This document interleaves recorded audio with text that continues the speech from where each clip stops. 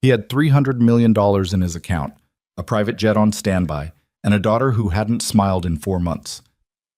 But the thing that stopped Nathan Sterling cold, the thing that made a billionaire stand frozen on a cracked sidewalk in a town he'd spent 14 years running from, was a piece of paper in a dusty store window. Crayon, purple crayon, his handwriting, age 8. I, Nathan Sterling, promised to marry Emily Carter someday, because she's the only person who never laughed at me. The date at the bottom? His birthday? The day his mother died. If this story hits different for you, drop the name of your city in the comments. I want to see how far this journey travels. Hit that like button, stay until the end, because this one's going to hurt before it heals. The drive into Cedar Creek took 40 minutes from the regional airport, and Nathan spent most of it staring out the passenger window while his assistant Marcus drove and pretended not to notice that his boss hadn't said a word since they crossed the county line. The countryside looked exactly the same. That was the first thing Nathan noticed. 14 years, and the same gas station still sat on the corner of Route 9 with its hand-painted sign missing the second S in Express. The same grain elevator loomed at the edge of town like a concrete monument to a slower world. Even the smell, cut grass, diesel, something warm and yeasty that Nathan couldn't immediately identify, came through the air vents and landed somewhere low in his chest. "You want me to pull over, sir?" Marcus asked. He was 26, efficient, and had worked for Nathan for 2 years without once asking a personal question. He was asking one now, which told Nathan his face was doing something he wasn't controlling. "No," Nathan said. "Keep going." Beside him in the back seat, his daughter Lily had fallen asleep against the window, her dark hair fanned across the glass, her mouth slightly open.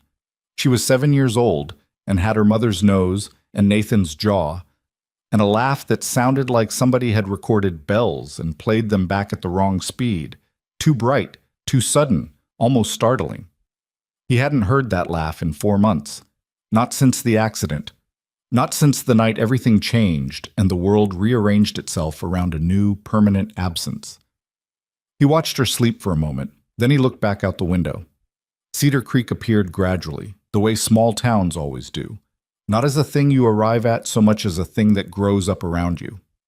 First a water tower, then a church steeple, then a stretch of storefronts that ran 3 blocks and called itself Main Street, with complete sincerity.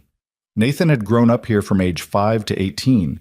He knew every crack and every sidewalk. He knew which houses flooded in March, and which neighbor kept a garden that always smelled like lavender, and which shortcut through the woods came out behind the old Carter place. He had not been back. Not once. Not for his father's funeral, not for holidays, not when people called, not when people stopped calling. Marcus parked in front of the Riverside Inn, which was what Cedar Creek called its only hotel, 12 rooms, a breakfast that started at 6 and ended at 9, and a proprietor named Harold Finch who had once given a teenage Nathan Sterling a job sweeping the parking lot for $7 an hour. Nathan paid for the rooms online. He'd arranged everything through his real estate team, told no one he was coming, and planned to stay 3 weeks. He didn't know why 3 weeks. He didn't know why at all, really, except that his therapist, a cautious woman in a glass-walled office in Manhattan, who chose her words the way a bomb technician chooses which wire to cut, had said very carefully, "You need somewhere that existed before you became who you are. Somewhere that doesn't know what to do with Nathan Sterling, the billionaire." "It'll know," Nathan had said. "Then find out what it does with you anyway." He carried Lily inside without waking her. She stirred only when he laid her on the bed, turned her face toward him with her eyes still closed, and said, with the flat certainty of a half-sleeping child, "Are we there?" "Yeah, baby, we're there." She was asleep again before he finished the sentence. He couldn't sleep. This was not unusual. Sleep had become something that happened to Nathan Sterling the way rain happened to people who forgot their umbrellas. Occasionally, inconveniently, never quite enough. By 6 in the morning, he was showered and dressed and standing on the sidewalk outside the inn with a gas station coffee he'd walked 4 blocks to get. The town was quiet. A couple of pickup trucks. A woman walking a dog that seemed to be walking her. The diner on the corner had its lights on, and Nathan could see the silhouette of someone moving behind the fogged glass. He walked. There was no plan. He just walked the way you walk when you grew up somewhere, by muscle memory, by the gravity of old paths. He went down Oak Street past the barber shop where his father used to take him every 6 weeks, past the library where he'd spent entire summers because it was air-conditioned and free and nobody bothered you, past the empty lot where the movie theater used to be before it burned down the summer Nathan turned 12, and he and Emily had stood on the sidewalk and watched the fire department try to save a building that was already gone. He was thinking about that. The fire. The way Emily had grabbed his hand without saying anything and held it until the flames went out. When he turned the corner onto Merchant Street and stopped walking, it was still there. Alderman's General Store, the oldest building on Main Street according to the cedar plaque bolted beside the door. Established 1887. It had changed hands at least twice since Nathan's childhood.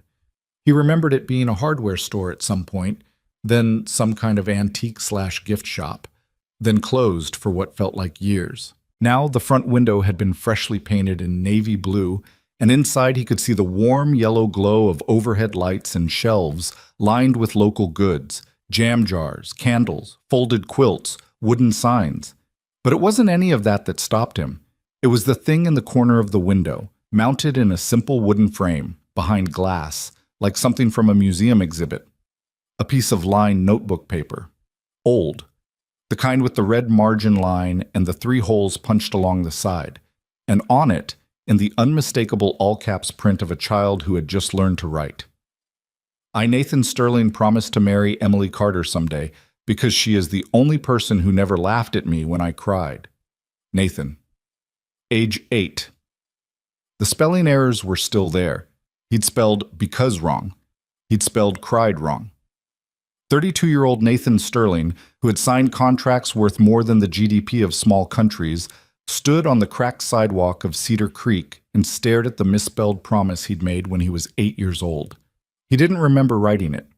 He remembered Emily, remembered age 8 in 3rd grade, and the period of his life that he'd quietly labeled in his head as before, meaning before his mother got sick, before everything started pulling apart at the seams. He remembered that Emily used to share her lunch with him on days when he forgot his. He remembered that she had a gap between her front teeth that she was embarrassed about, and that he thought was the coolest thing he'd ever seen. He remembered that she smelled like her mom's bakery even at school, like vanilla and warm bread, and that sitting next to her in class had been the closest thing to comfort he knew how to access at age 8. But this promise, this specific piece of paper. He reached out and touched the glass with one finger, like he was checking if it was real. The door to the store swung open. "You're going to smudge that," said a woman's voice behind him. "I just cleaned it yesterday." He turned around. She wasn't what he expected. This was partly because he hadn't known what to expect, and partly because Emily Carter at 30 looked like someone who had lived hard and chosen to keep going anyway. And that showed on her in a way that Nathan hadn't anticipated. Not as damage, exactly, but as a kind of weight. She was carrying more than she'd had at 18. It was visible in the set of her shoulders, and the lines starting at the corners of her eyes, and the way she looked at him for 3 full seconds before her expression shifted from professional wariness to something more complicated. She was in jeans and a white apron already dusted with flour at the hem.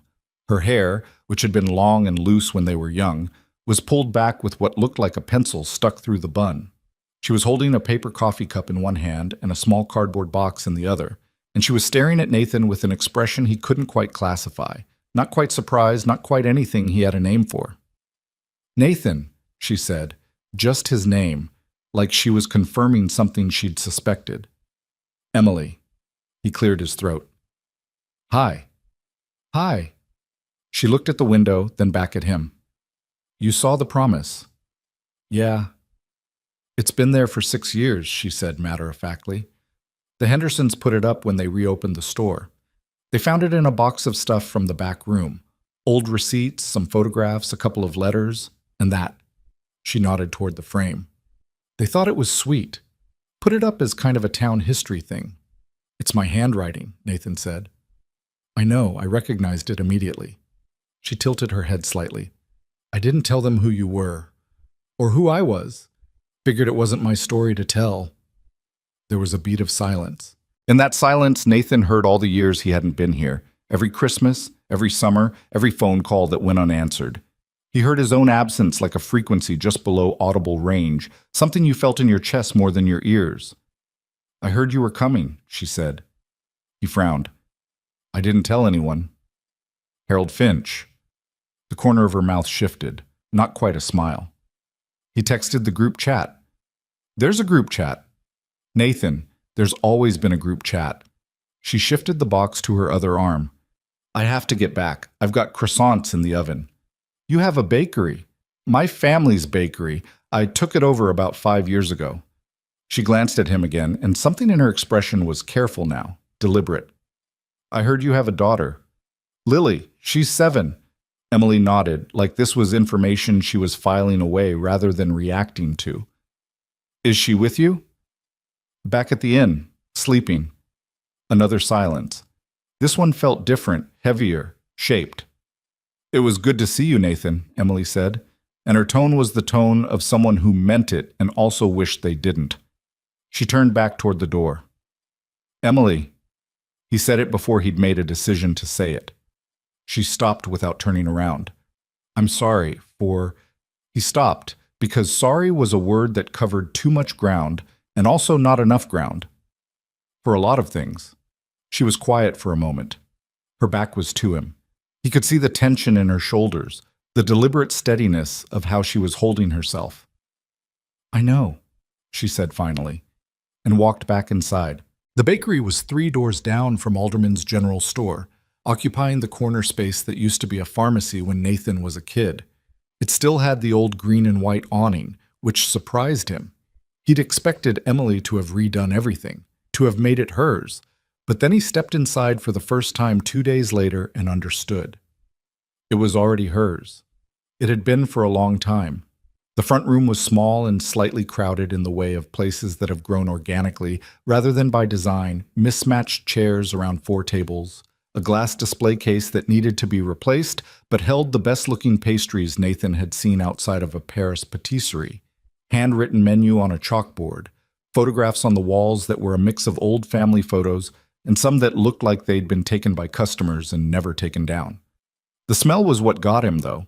It wasn't just bread or coffee or sugar. It was all of them together and something else underneath, something warm and specific. And it hit him low in the chest the same way the smell of the town had hit him when he first arrived, except this was more precise, more pointed. He'd smelled this before. Every school day for 10 years, sitting beside Emily Carter. "You're here," said Emily, appearing from the back with her hands still dusty. She sounded neither pleased nor displeased, which Nathan was starting to understand was her default mode with him. Carefully neutral. He'd earned that. "Lily wanted a muffin," he said, which was true. Lily was standing beside him holding his hand, which she hadn't done in 4 months, and looking around the bakery with the specific wide-eyed assessment of a 7-year-old evaluating whether a place was interesting enough to stay in. Emily looked down at Lily, and here was the thing Nathan wasn't prepared for. Her expression shifted. Not dramatically, not like something out of a movie, just quietly, in the small adjustments of a face loosening itself, like a door opening a crack. "Hi," Emily said to Lily, crouching down to eye level. "What kind of muffin do you like?" "Blueberry," Lily said, with the authority of a child who has thought about this. "I have blueberry," Emily said, in the tone of someone reporting good news. "I also have double blueberry, which is the same thing, but better." Lily considered this with appropriate gravity. "What makes it double?" "More blueberries." "That makes sense," Lily said, nodding. "I thought so too." Emily stood up, and when she looked at Nathan, her expression had gone neutral again. But there was something behind it now that hadn't been there before, something softened at the edges. "Sit down. I'll bring it out." They sat. Lily ate her muffin with the systematic focus she brought to all food, working from the top down, saving the best part of the base for last. And Nathan drank a coffee that was better than anything he'd had in the city, though he wouldn't have said that out loud because he suspected Emily would find a way to make it a point. After a few minutes, she came out from the back and sat across from them with her own coffee and nothing else. She didn't ask why he'd come back. She didn't ask about his life, his company, his daughter's mother. She sat the way people sit when they've learned to wait for information rather than chase it. She's been quiet, Nathan said, nodding toward Lily, who had finished the muffin and was now drawing something with her finger in the flour dust that had drifted onto the table. Since January. Emily looked at Lily for a moment. How quiet? She talked to her teacher last week. That was the most she'd said to anyone in 4 months who wasn't me or her nanny. He paused. Her mother died. Car accident, January 3rd. Emily was quiet for a moment. He watched her absorb it, not with the overeager sympathy he'd gotten from colleagues and business associates, not with the careful therapeutic language he'd gotten from the school counselor or the grief specialist. She just sat with it for a moment, the way you sit with a thing before you respond to it. I'm sorry, she said finally. Simple, direct, not dressed up. We weren't together, he said quickly, and then felt obscurely embarrassed at the quickness. I mean, Lily's mother and we'd been separated for 2 years, but she was still... He stopped, looked at Lily, who was still drawing. It was still a loss. For Lily, obviously. For me too, in a different way. Emily nodded. She didn't try to complete the sentence for him, didn't try to categorize the grief into something manageable. He appreciated that more than he could easily say. Why Cedar Creek, she asked. Therapist's idea. Really? She said I needed somewhere that remembered me before I had money. He looked at his coffee cup. Before all of it. Cedar Creek definitely remembers you before you had money, Emily said. Mrs. Paulson still talks about the time you tried to sell lemonade and made it with salt by accident. That was one time.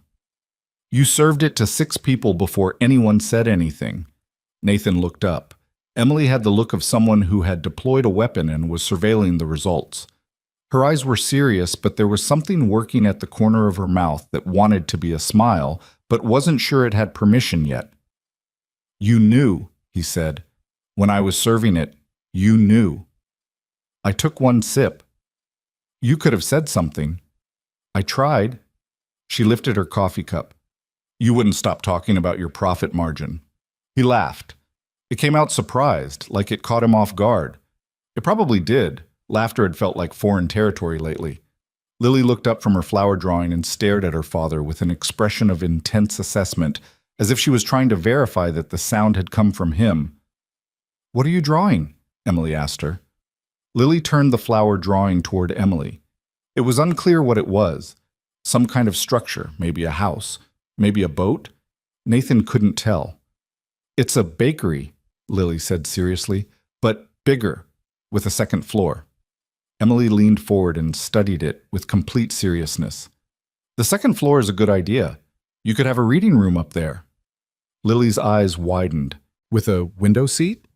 Obviously. Lily looked at her drawing, then back at Emily, and said, I think we should build it.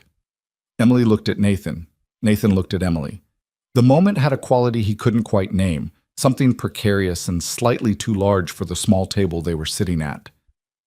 Maybe, Emily said to Lily, in the carefully non-committal tone of an adult who knows better than to make promises to 7-year-olds but gently. Maybe someday. He went back the next day. Not because he had a plan. He told himself he was walking past, that he just happened to be in that direction, but Marcus, who drove him everywhere and saw everything and kept his mouth shut about it, parked the car on Oak Street without being asked and said nothing when Nathan walked 3 blocks in the wrong direction for the inn. The bakery opened at 6:30. Nathan arrived at 6:22 and stood outside in the cool morning air, watching the lights come on inside one by one and the shadow of Emily moving through her kitchen in the back. He knocked. She came to the door with flour on her cheek and an expression that suggested she was not surprised to see him, but was not sure yet what she thought about it. You're early, she said. I know, sorry. She looked at him. Are you going to stand out there or come in? He came in. The bakery at 6:20 in the morning was a different place than it was at 10. It was all process, bags of flour, industrial mixer running in the back, 3-sheet trays cooling on the rack beside the oven, the specific organized chaos of a kitchen where someone knows exactly what they're doing. Nathan stood by the counter and watched Emily work for a while, not talking, because it was obvious she was in the middle of something and she didn't need a billionaire hovering and asking questions. After 10 minutes, she handed him a towel and pointed at a bowl. That's the cranberry scone dough, she said. Needs to be divided into twelfths. Use the scale. Each piece should be about 80 grams. I've never made scones, he said. I know. Use the scale. He used the scale. He was bad at it. The first 3 pieces were off by 10 or 15 grams in different directions, and Emily glanced over and corrected him each time without commentary. Just a slight adjustment to his technique, a word or two, then back to her own work. By the 6th piece, he had it roughly right. By the 12th piece, he was within 2 grams consistently. Not terrible, Emily said without looking up. High praise. I have an apprenticeship standard, she said. Everyone who helps in this kitchen starts at not terrible and works up from there. She paused. My last helper was Mrs. Patterson. She's 74. She makes better croissants than you, but to be fair, she's been doing it for 50 years. I'm not sure what comparison I'm being held to here. Right now, none. You get beginner's mercy. She slid a tray into the oven, closed the door, and wiped her hands on her apron. Where's Lily? Still sleeping. Marcus is at the inn. He hesitated. He watches her sometimes. He stopped. When I need to not be her dad for an hour was too honest for 6 in the morning. When she's asleep, mostly. Emily looked at him for a moment. Then she turned and put the kettle on. You have a good kid, she said. I can tell. She used to be louder, he said. She was, before January, she was the kind of kid who walked into a room and immediately told you everything she'd thought about since the last time she saw you. All at once. Like the thoughts were queued up. He looked at his hands. She's been real quiet. Emily set 2 mugs on the counter.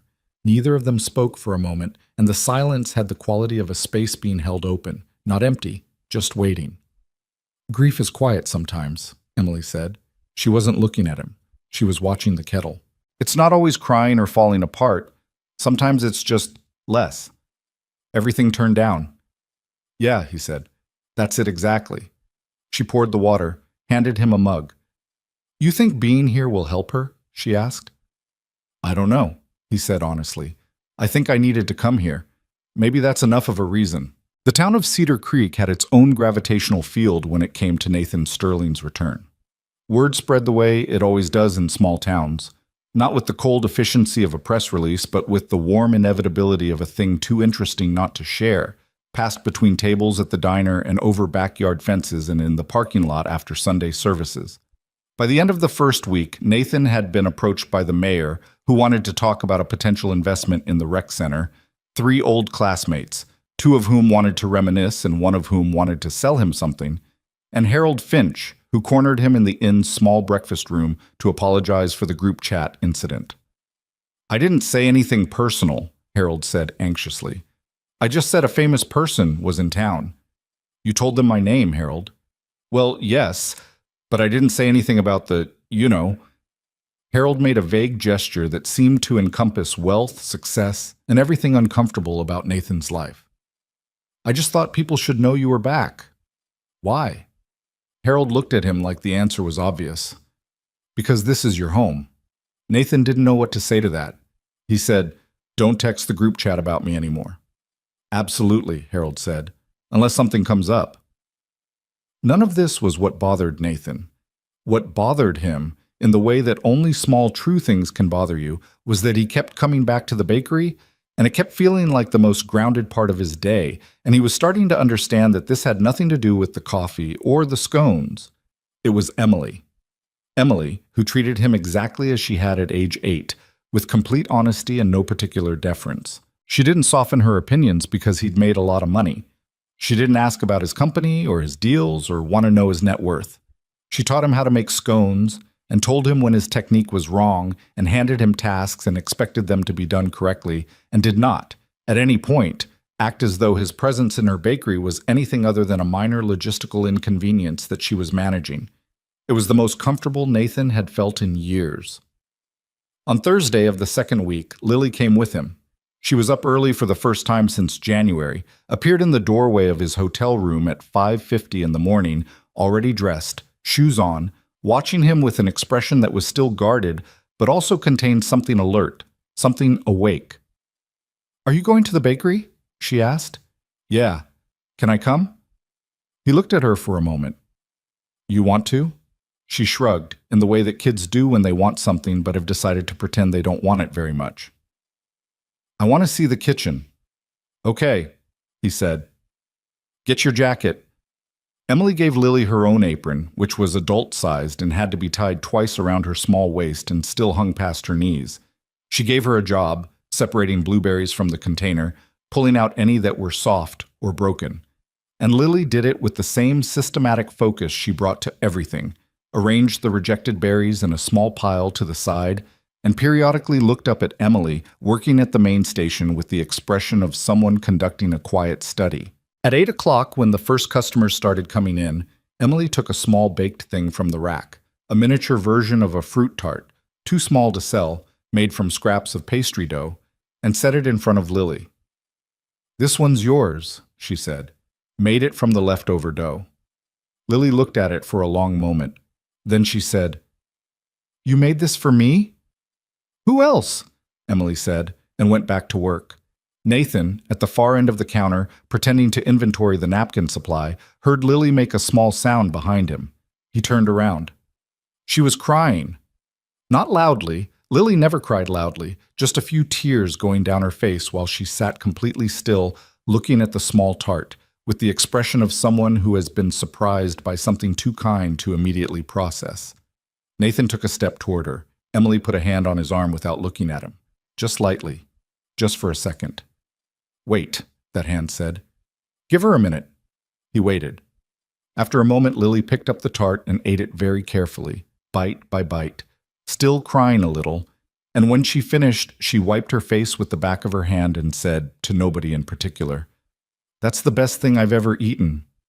Emily, head down over her dough. I know. 2.5 weeks in, Nathan's phone rang at 7 in the morning while he was walking back from the bakery, and the name on the screen was Richard Holt, which meant the board. He considered not answering. He answered.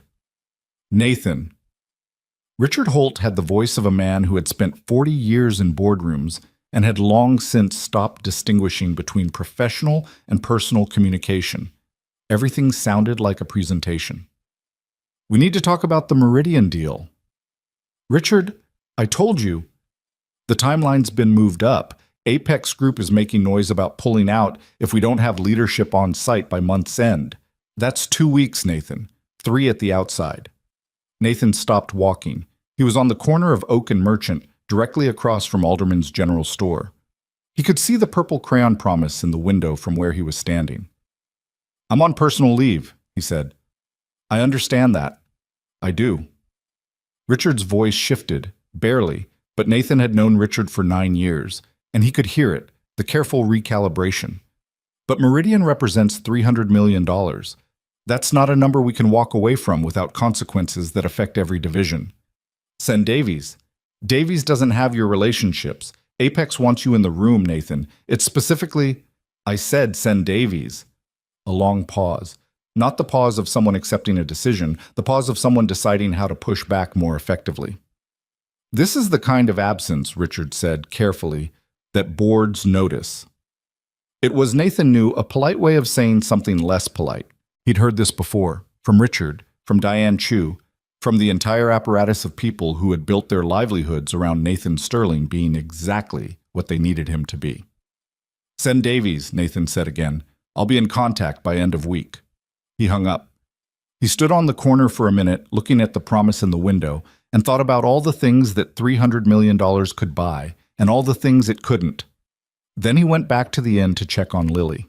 He found her in the small sitting room off the lobby, talking to Harold Finch. This was unexpected on several levels. Harold was 71, with hearing aids in both ears, and a habit of filling silence with an unbroken stream of local history, and Lily had not voluntarily spoken to an unfamiliar adult in 4 months. But here she was, cross-legged on the floral settee, listening to Harold explain something with her full focused attention. Nathan stood in the doorway and didn't interrupt. And the whole creek flooded, see? Up past the Miller farm, which nobody thought possible because that creek hasn't flooded since 1978. But your father would know about the flood. He was about your age when... Harold caught sight of Nathan and adjusted. When a young man I used to know lived in the house near the creek. You'd have to ask your father about that. Dad lived near a creek? Lily asked, turning to look at Nathan. Grew up near one, Nathan said, coming into the room. It's about half a mile from here. Emily and I used to… He stopped. We used to go there after school sometimes. Emily from the bakery? Yeah. Lily considered this with the unhurried assessment of a child for whom all information is equally interesting. Were you friends? Best friends, Nathan said. For a long time. Why aren't you best friends now? Harold Finch looked at Nathan with an expression of a man who has no intention of intervening in this conversation. I left, Nathan said. I went away and didn't come back. That's hard on friendships. Why didn't you come back? He sat down across from her. That's a complicated answer. I'm 7, Lily said. I'm old enough for complicated. Harold made a sound that might have been a suppressed laugh. Nathan looked at his daughter, this small, precise, too perceptive child who had inherited his stubbornness and her mother's directness, and had already demonstrated at age 7 that she would not be deflected from a question she actually wanted answered. I was sad, he said. And when some people get sad, they run away from the places that remind them of what they lost. I was that kind of person. He paused. I'm still figuring out how to be a different kind. Lily thought about this for a moment. Then she said, Is that why we came here? So you could figure it out? Partly, he said. Okay, she said, and got up from the settee. Can we go to the creek? They went to the creek that afternoon. Nathan and Lily, and at Lily's specific request, Emily, who had raised an eyebrow when Nathan appeared in the bakery doorway at 1 o'clock with the request, but had taken off her apron without too much deliberation. I close at 2 on Thursdays anyway, she said, which Nathan knew was not entirely accurate since he'd seen her there past 4 on the previous Thursday, but he didn't say so. The path to the creek ran along the backside of the Hendersons' property and through a corridor of old oaks that still had the same carved initials that half the town's population had left over the past 50 years. Nathan found the one he was looking for without trying, NS plus EC, carved badly into the bark of the widest oak, at approximately the height of 2 kids who were 12. He pointed it out to Lily, who inspected it with interest. That's your initial and Emily's initial. Yep. What does the plus sign mean? It means we were friends, Nathan said. Emily, half a step behind him, said quietly, It means your father thought he was very clever at age 12. I was expressing a sentiment, Nathan said. You expressed it in permanent form without asking me. You didn't object at the time. I was 12. I was being polite. Lily looked between them with the expression of a child watching a tennis match and enjoying it rather more than she was letting on. The creek was the same. This was the second time in 3 weeks Nathan had thought that something was exactly the same as he'd left it, and both times it had hit him the same way, not nostalgically, exactly, but with a kind of grief for what it meant that things could remain unchanged while he changed so completely. The creek ran clear over flat gray rocks, shallow enough to wade in summer, noisy enough in spring that you had to raise your voice slightly to be heard over it. Lily sat on the bank and took off her shoes and socks without asking permission and put her feet in, then immediately made a sound of pure shock at the temperature and kept her feet in anyway. Nathan and Emily sat on the fallen tree they'd always sat on, the same one, still there, slightly more rotted but basically solid. They sat in silence for a while. The creek made its creak sounds. Lily started poking around in the rocks for anything interesting. I got a call this morning, Nathan said eventually. From your office? Board member. They want me back for a deal. Are you going? No. Emily was quiet for a moment. Nathan, I'm not going, he said again. I wasn't going to tell you to go. She pulled her knees up, wrapped her arms around them. I was going to say, don't make decisions about your company based on what's happening here. That's not… She stopped. Started again. What's happening here is very small compared to whatever that deal is. He looked at her. That's not how I'm making the decision. Are you sure? He was quiet for a moment. Honest answer, he wasn't entirely sure. Nothing with Emily had ever been entirely uncomplicated, including and especially the question of why he had left, and that was not a conversation they'd had yet. Not directly, not fully. and it sat between them like a third person on the log. "I'm sure enough," he said. Emily looked at the creek. Lily, 15 feet away, held up a flat gray rock with a stripe of white quartz through it. "Can I keep this?" "Yeah," Nathan said. "It's just a rock." "It's not just a rock," Lily said, with the particular offense of a child whose finds have been undervalued. "It has a stripe." Emily looked at the rock seriously. "It does have a very good stripe." Lily, vindicated, put it in her jacket pocket. The conversation they needed to have happened on a Tuesday, a week later, in the empty bakery after closing. Nathan had stayed to help with cleanup, something he'd started doing without being asked, and that Emily had stopped objecting to around day 4. And they were washing the last of the equipment when Emily turned off the faucet, dried her hands, and said without preamble, "Why did you leave?" He'd been waiting for this. He'd also been dreading it. "Emily, I know it's old ground. I know it's—" She set the dish towel down. "I need to actually know, Nathan. Not the version you've told yourself. The real one." He leaned against the counter. The kitchen was quiet and smelled like bread and cleaning solution. He looked at the ceiling for a moment, then at her. "My dad," he said, "after my mom died. You know what he was like." "I know what he was like to the town," she said carefully. "I didn't know what he was like at home." "He drank," Nathan said. "For about a year after she died, he drank and I managed it and I didn't tell anyone. And then the scholarship came through for the business program in Boston and—" He stopped. This was the part he'd never said out loud. "And I thought, if I leave, he'll have to figure it out. Because there's nobody else." "Did he?" "Mostly. He had good stretches. Some bad ones. He died when I was 26. He looked at his hands. I wasn't here for that either." Emily was quiet. "But that's not the whole answer," Nathan said. "Because the truth is I was also running from—" He stopped again. Tried a different approach. "Being here meant being the kid whose mother died and whose father was falling apart. Boston meant being someone who was going to make something. I could just be—" He exhaled. "I could be the version of myself that hadn't lost anything yet. In Boston." "Except you had," Emily said. It wasn't accusatory. It was just true. "I know." He looked at her. "I know I had." She was looking at him with an expression he couldn't fully categorize. Not anger, not forgiveness. Something more complicated than either. Something like the face of a person who has been carrying a question for a very long time and has just received an answer that is unsatisfying in all the ways they expected and also in ways they didn't. "You left without saying goodbye," she said. "I know." "We'd been best friends for 10 years, Nathan. I woke up one morning and your house was empty." "I know," he said again. It was not enough. He knew it wasn't enough.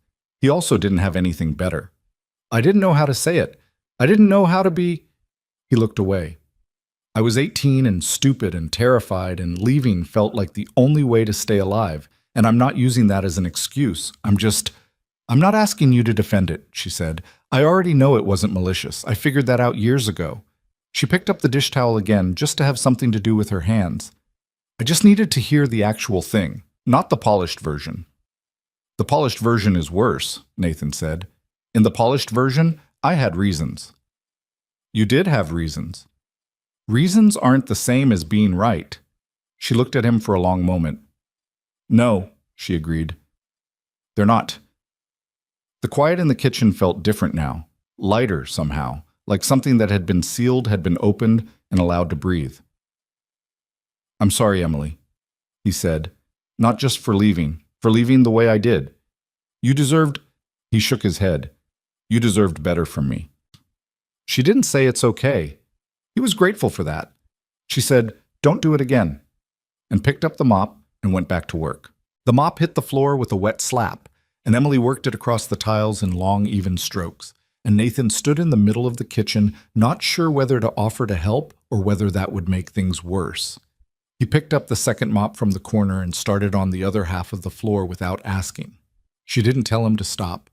They cleaned in silence for 10 minutes, and the silence was the kind that comes after something true has been said. Not empty, not comfortable exactly, but breathable. Like a room after a window's been opened. Nathan kept his eyes on the floor and thought about what she'd said. Don't do it again, not I forgive you, not it's fine. Just that. A condition more than a pardon. He understood the difference and was, in some way he couldn't articulate, grateful for it.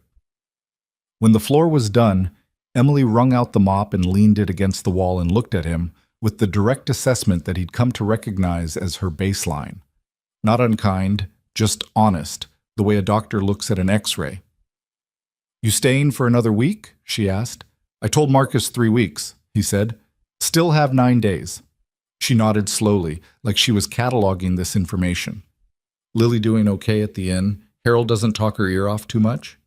She likes Harold, Nathan said. He told her about the 1978 flood for 45 minutes, and she asked follow-up questions. Something shifted in Emily's expression. Almost a smile. She's a good kid, Nathan. I know. He hesitated. She talked more today than she has in months.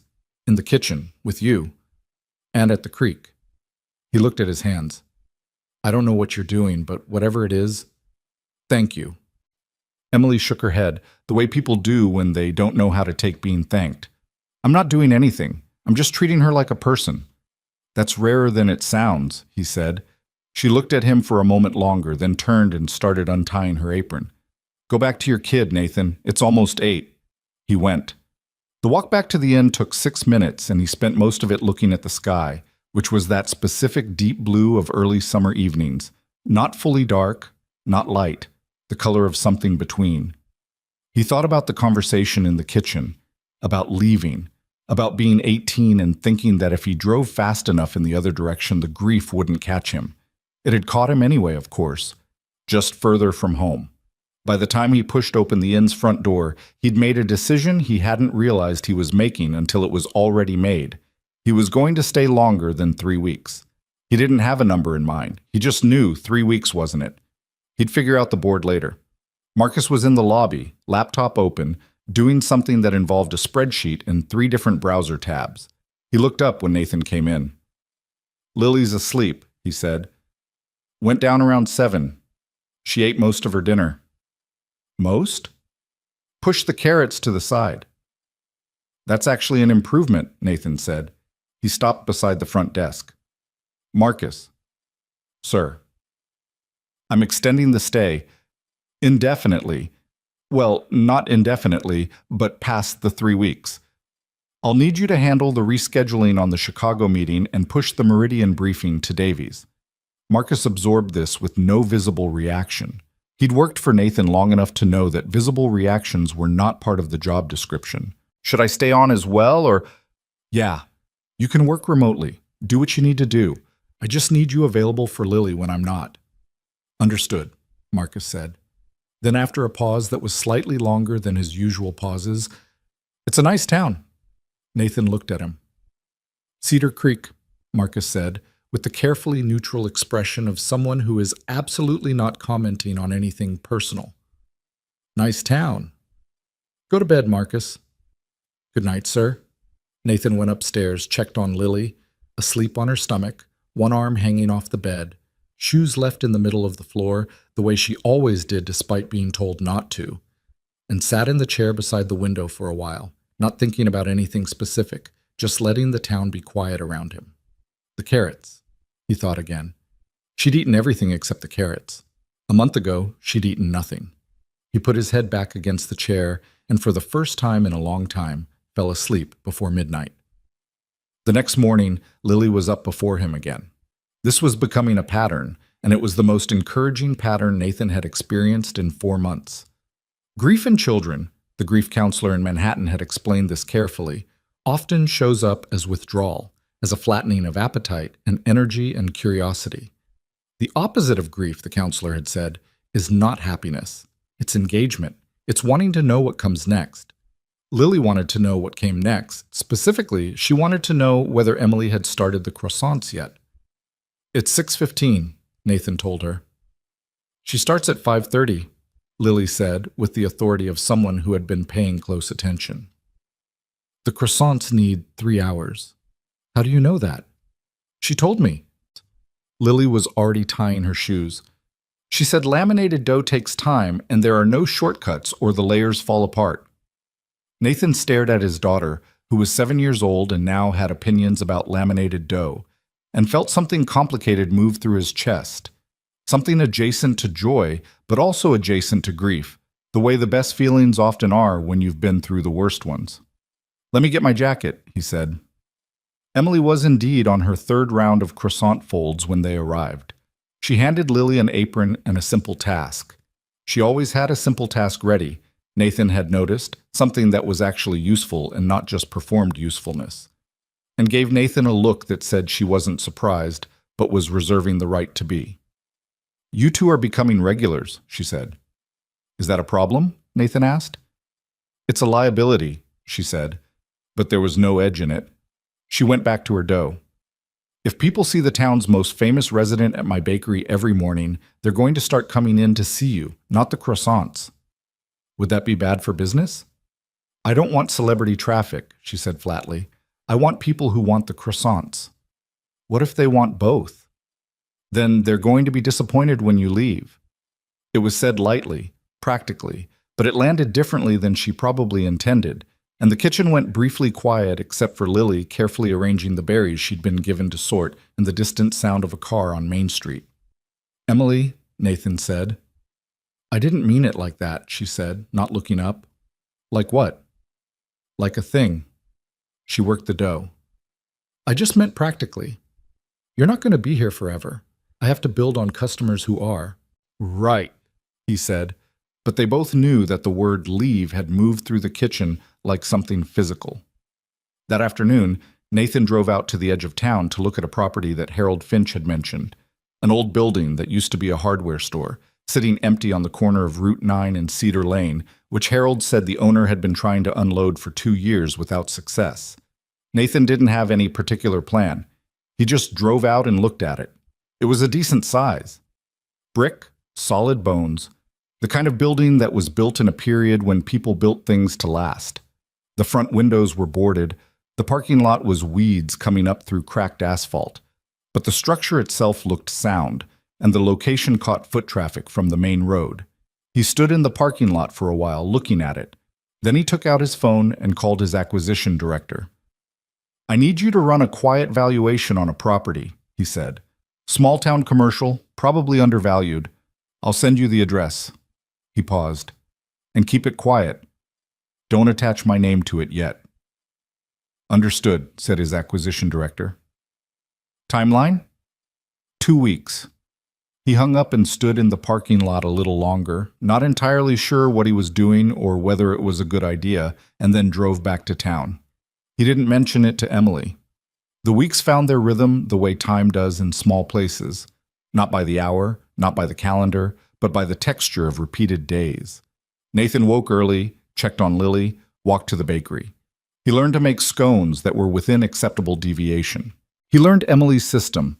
She had a precise system, a place for everything, a sequence for everything, and she explained things once and expected you to remember, which Nathan found reasonable and slightly humbling, because he'd spent years surrounded by people who explained things 3 times to make sure he'd understood.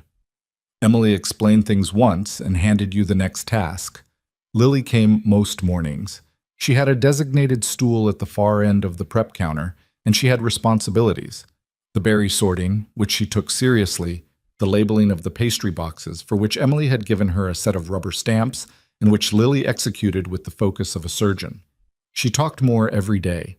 Not constantly, not the bright torrent of before January, but steadily, in the measured way of someone who was choosing her words carefully rather than not having any. She talked to Emily most. This was something Nathan watched without comment, because he understood that it was doing something that needed to be done, and that his role in it was largely to stay out of the way. Emily talked to Lily the way she talked to everyone, directly, without condescension, without the particular gentleness that adults sometimes put on with grieving children like a costume. She told Lily true things about baking and the town and her own life, and she asked Lily real questions and waited for real answers, and Lily, who was perceptive in the way of children who have learned to read rooms, understood that the questions were genuine and responded accordingly. One morning, toward the end of Nathan's 4th week in Cedar Creek, He'd stopped counting in terms of his original 3-week plan. Lily said, while carefully stamping a pastry box. My mom used to bake. Not like this, just from boxes. But she liked doing it. The kitchen was quiet. Nathan, at the sink, kept his eyes on the dish he was washing. Emily continued what she was doing for a moment before responding. What did she make? Brownies, mostly, from the box with the picture of the pan on it. Lily examined her stamp work critically and adjusted the alignment. She always let me pour in the chocolate chips, even though you were supposed to put them in the batter. She said more was better. She sounds like she was right, Emily said. She was usually right, Lily said, with the simple certainty of a child reporting a fact. About most things. Not about carrots. She thought carrots were important, but they're not. Carrots are important, Emily said. Name one thing carrots are important for. Eyesight. I have perfect eyesight, Lily said. You're welcome, Emily said. The carrots have been doing their job. Lily looked at her sideways with an expression of deep skepticism and went back to her stamps. Nathan kept washing the dish that was already clean. His throat felt tight in the particular way of a man who is not going to cry in a bakery, but is having a conversation with that possibility. Lily talked about her mother sometimes. Not often. The way you talk about something that still hurts when you press it, carefully, in small doses. But she was talking. She was finding words for the shape of the absence, and that was the thing the grief counselor back in Manhattan had said might take months or might never fully happen. And it was happening here, in this small kitchen, over pastry boxes and carrot arguments and laminated dough. Nathan didn't know how to thank Emily for that. He wasn't sure thanks was the right word for it anyway. What he did was start showing up in other ways. He fixed the shelf in the back storage room that had been leaning at a 10-degree angle for what looked like years, based on the groove it had worn in the wall. Emily came in, saw it, said nothing, and then later handed him a list of other things that needed fixing and a hardware store address with notably zero ceremony. He fixed those too, over the course of a week. He was not handy. He'd spent 14 years in offices and boardrooms, not doing anything with his hands except signing things. But he had access to YouTube tutorials and stubbornness, which turned out to cover a reasonable amount of ground. He also started talking to people in town. Not in the way he talked to business contacts, not with intent, not with an objective, but in the way Harold Finch talked, the way the diner owner Ray talked, the way people talked when they'd known each other for years, and the conversation was its own point. He relearned people he'd gone to school with. He learned about who'd stayed and who'd left and who'd come back and what Cedar Creek had lost and gained in the years he'd been gone. It had lost more than gained, honestly. 2 factories on the edge of town had closed in the past decade. The high school had lost a third of its enrollment. Several businesses on Main Street had shut down and not been replaced. The town was still standing, still alive, but it had the feel of a place running on momentum rather than growth. A place that was surviving rather than thriving. Nathan sat with this information quietly, separately from any decisions, and let it settle. One Thursday afternoon, he and Emily closed the bakery together and walked along the creek path without any particular plan. Lily was with Marcus at the inn. They'd found a board game she liked, and Marcus had revealed an unexpected willingness to play it for multiple consecutive hours, which Lily considered a significant point in his favor. The creek was louder than usual, the way it got after rain. They walked without talking for a while, the path wide enough to walk side by side, the oaks overhead thick enough that the light came through in pieces. "Can I ask you something?" Nathan said. "You're going to whether I say yes or not," Emily said. "How bad is it?" He looked at her. "The bakery. Financially." She didn't answer immediately. He watched her decide whether to be honest or whether to deflect with the particular practiced deflection of someone who has spent years answering this question by not answering it.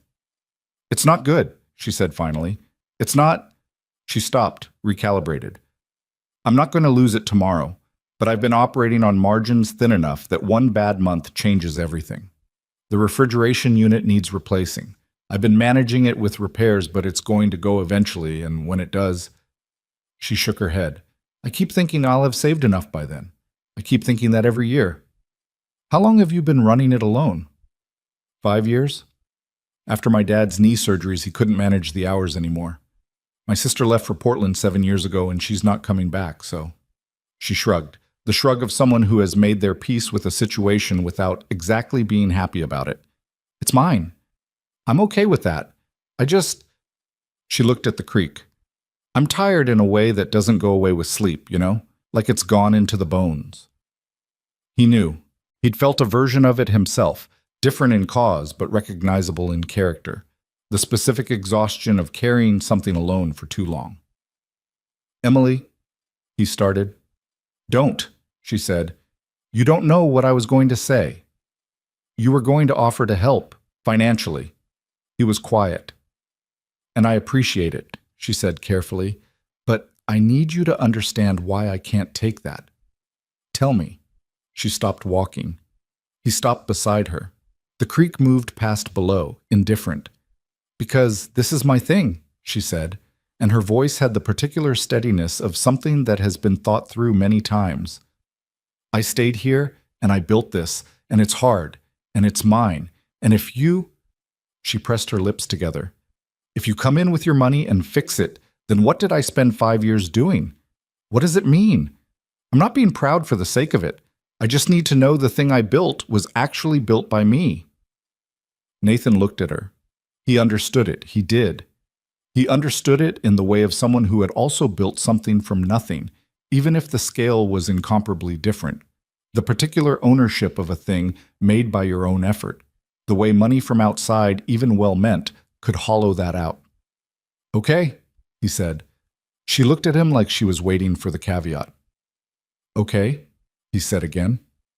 I hear you. She held his gaze for a moment longer, checking for sincerity. Whatever she saw, she nodded once, and they started walking again. I did already talk to someone about that building on Route 9, he said, after a pause. Emily glanced at him sideways. Not for the bakery, he said quickly. Not related to you. I noticed it. The hardware store building. I was thinking about what it could be. For what? I'm not sure yet. He'd been thinking about it for 2 weeks now, turning it over. Not in the aggressive way of a business deal, but in the quieter way of something that hadn't finished revealing itself. Something the town needs, not something the town already has. Cedar Creek needs a lot of things it doesn't have, Emily said. A second doctor would be useful. So would a reliable internet provider that isn't $60 a month for speeds that cap out at what we had in 2009. I can't fix the internet, Nathan said. Can't or won't? The local ISP situation is, he caught her expression. That's a joke. Half a joke, she said. They came around the bend where the creek widened into the shallow pool he and Emily used to wade in during summers. The flat rocks they'd stood on were still there, greener now, with moss, worn smoother. Lily would like it here, he thought. He should bring her. What made you stay? He asked. Not accusatorially, genuinely. He'd been wondering it since he came back, turning it around, trying to understand the shape of the choice. After everything. After your dad's health, after your sister left, after... He stopped.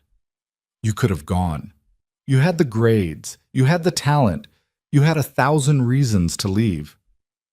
Emily was quiet for a while, long enough that he thought she might not answer. My mom, she said finally. When she got sick, different sick, this was before the bakery issue, this was her heart, she sat me down and she said, Emily, I need you to know that if you leave, I will be okay. I need you to know that you don't have to stay because of me. And I remember thinking that it was the kindest thing she'd ever said to me. And also, she paused, also that if she was saying it, she needed me to stay. Did she ask you to? No, she never asked. That's what I mean. She was too careful to ask. Emily crouched down and picked up a flat rock, turned it in her fingers, set it back down.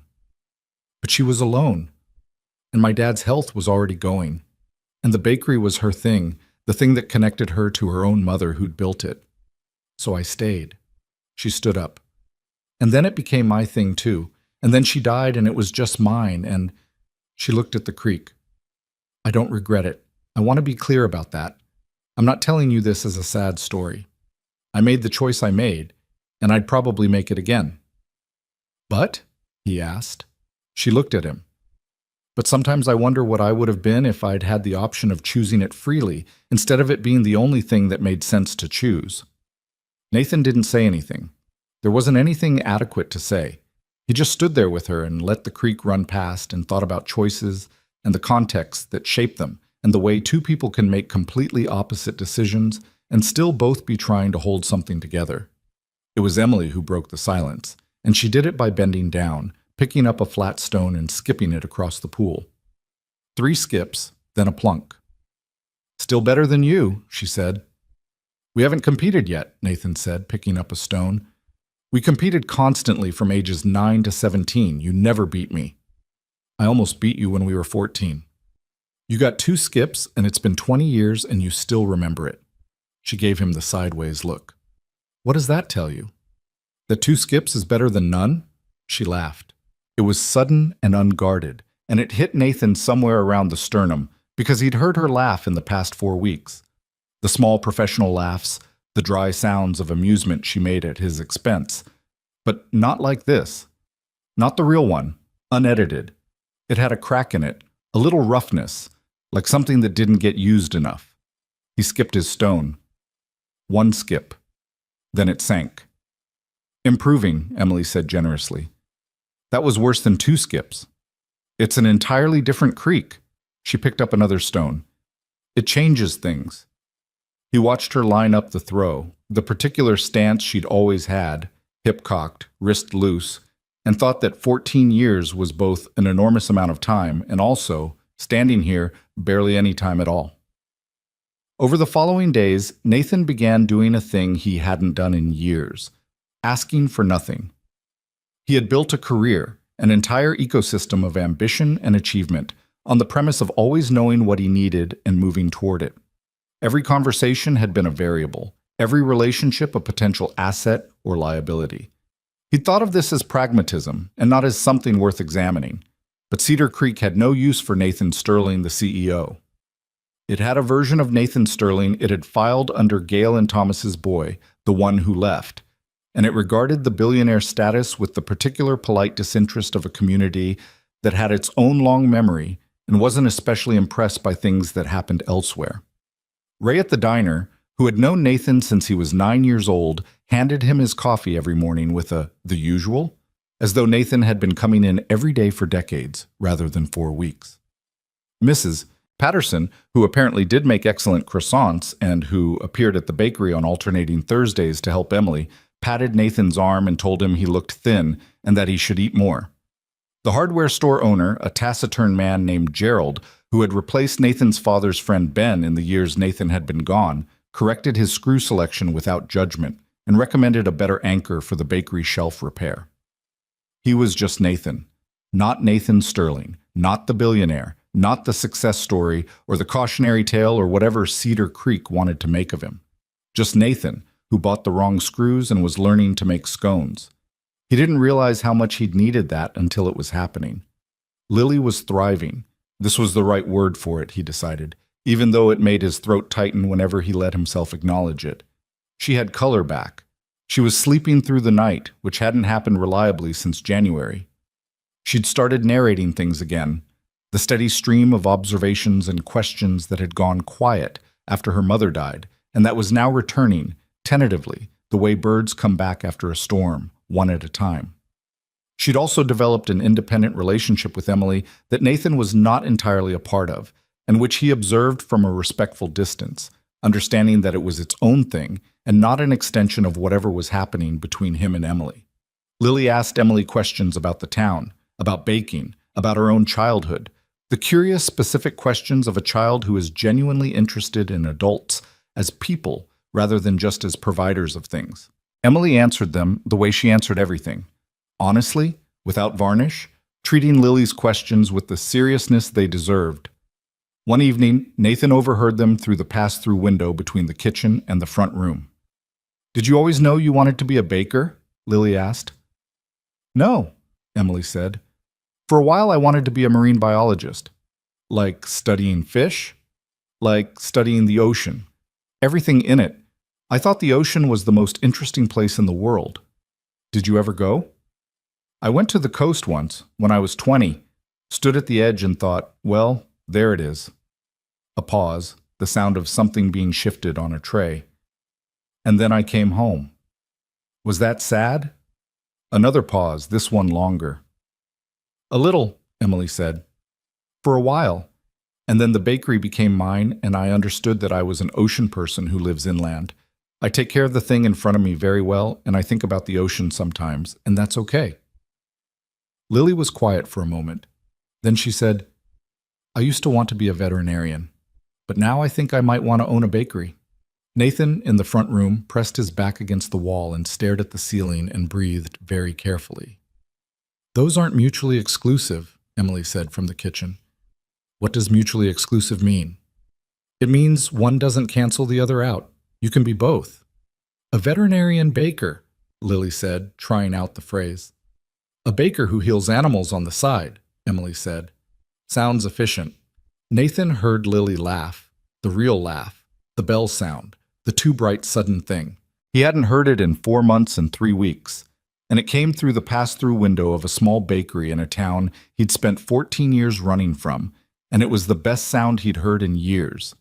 He pressed his hand flat against the wall and stood there until he was sure he had his face under control. Then he went in and helped finish the cleanup, and he didn't say anything about what he'd heard, and Emily, who had been facing the other direction when he came in, didn't ask. On the last day of what would have been his original 3 weeks, a Sunday, the bakery closed, Nathan drove out to the Route 9 property again. He'd gotten the valuation back. The numbers were what he'd expected, undervalued significantly, the owner motivated to sell, the building structurally sound beneath its years of neglect. He sat in the parking lot and looked at the building and thought about what Emily had said about the things Cedar Creek needed. And then he thought about a conversation he'd had with Gerald at the hardware store about the old apprenticeship program at the closed factory, and then another conversation with the high school principal, a young woman named Dr. Reyes, who'd been doing the job for 2 years and had a waiting list of kids who needed after-school programming that didn't exist yet. He made a call, not to his acquisition director, to his estate lawyer, a different person, and then to his foundation director who handled the charitable arm of his wealth that had been largely theoretical for the past 2 years because Nathan hadn't had a direction to point it. I need to talk about a project, he said, something local, community-based. I'll send you the details this week. What's the budget framework? His foundation director asked. Let's start with what it needs, Nathan said, and work backwards from there. He hung up and looked at the building one more time. In his head, it was already something. He could see the shape of it, the way you can see a thing clearly before you've done anything to make it real. It needed work and money and time and people who believed in it. He had 2 of those things in abundance. The third was coming back. And the fourth, he thought about Emily saying, I need to know the thing I built was actually built by me. He'd be careful. He'd be thoughtful. He wouldn't do this the way he did business, pushing through and assuming results. He'd do it the way Emily made croissants, slowly, with attention, understanding that some things fell apart if you rushed them. He drove back to town. Lily was on the front steps of the inn when he pulled up, sitting beside Harold, who appeared to be explaining something involving hand gestures that suggested either a very large fish or the 1978 flood again. Lily saw the car and stood up, and for the first time in months, the expression on her face when she saw him coming was not the careful neutral of a child managing her own sadness. It was just glad. Simply glad. Harold said there's a town fair in 3 weeks, she said when he reached her, with a pie contest. There is, Harold confirmed from the steps. Emily should enter, Lily said with the certainty of someone announcing an obvious truth. She probably already knows about it, Nathan said. We should ask her, Lily said. We should go tomorrow and ask her. Okay, he said. Tomorrow. Lily nodded, satisfied, and went back to her conversation with Harold. Nathan sat on the step beside her and looked at the town in the late afternoon light. The storefronts, the water tower, the steeple, the sky going gold at the edges, and felt something he hadn't felt in a very long time and almost didn't recognize. Still, just briefly, just in this moment. Still. He didn't try to name it or hold on to it. He just let it be there, beside his daughter on the steps of a small inn in the town he grew up in, while Harold Finch explained the flood of 1978 for what was probably not the last time. Emily did know about the pie contest. She knew about it the way she knew about everything in Cedar Creek. Not because she paid close attention, but because Cedar Creek was small enough that information arrived whether you wanted it or not. The town fair had run every June for 30-something years. The pie contest had run inside it for most of those, and Emily had entered exactly once, at age 19, with her mother's cherry pie recipe, and had come in second to Donna Kessler's blueberry, which Emily maintained to this day had won on reputation rather than merit. Donna Kessler cheated, Emily said, not looking up from the pastry she was crimping. How do you cheat in a pie contest? Lily asked. She was on her stool, stamps arranged in front of her, watching Emily's hands with the focus she brought to anything involving technique. She brought samples to the judges the week before, pre-lobbied. Is that allowed? It's not allowed, Emily said. Which is the problem. Lily considered this. Is she entering this year? Donna Kessler has entered every year since 1987. She has a shelf of ribbons in her front hall. My neighbor Ellen told me. She was at Donna's house for book club and reported back. So you should enter, Lily said, and beat her. Emily looked up from the pastry and over at Nathan, who was leaning against the far counter with his coffee and his careful expression, the one he wore when he was watching something and not wanting to influence it. He raised both hands in a gesture of complete non-involvement. It's not that simple, Emily said. Why not? Lily asked. Because entering means wanting to win, and wanting to win means caring, and caring means… Emily stopped. She put the crimped pastry aside and picked up another. It means something when you lose. It also means something when you win, Lily said, with the infuriating logical clarity of a 7-year-old who hasn't yet learned the defensive architecture of not wanting things too much. Emily looked at her for a moment, then at Nathan. She's your kid, Emily said. She makes good points, Nathan said. She makes relentless points. Also inherited, Nathan said, and Emily made a sound that was half resignation and half something warmer than that, and went back to her pastry, and Lily picked up her stamps with the satisfied expression of someone who had won an argument without technically having it. 3 days later, Emily entered the pie contest. She told no one she'd done it. Nathan found out from Harold, who found out from the registration table, which was run by his wife's cousin, and who texted the group chat about it before Nathan could say anything. Nathan did not mention this to Emily. The fair was set for the second Saturday in June, which was 11 days away. The town began its preparations in the low-key way of small towns that have done the same thing many times.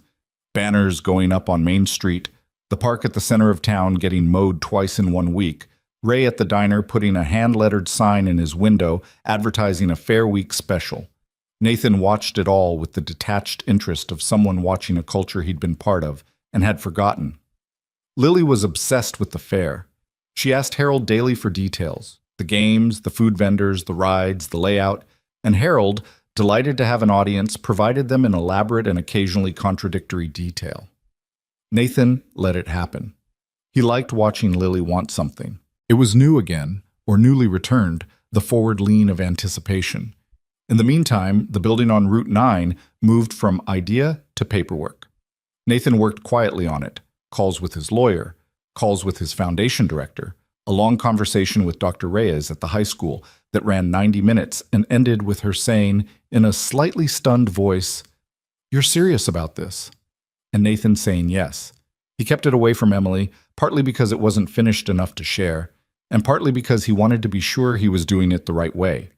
The way that wasn't about impressing her or proving something, but about the thing itself being worth doing. He had one conversation with Gerald about it, standing in the hardware store aisle, while Gerald helped him find the right grade of sandpaper for the bakery's refinished prep counter, a project he'd taken on without being asked, and which Emily had observed with only the mildest skepticism. "You know about the old apprenticeship program?" Nathan asked, "the one that ran through the Kessler factory?" Gerald considered this. He was a man of few words and good judgments, which Nathan had come to appreciate. "Ran till about 2018, he said.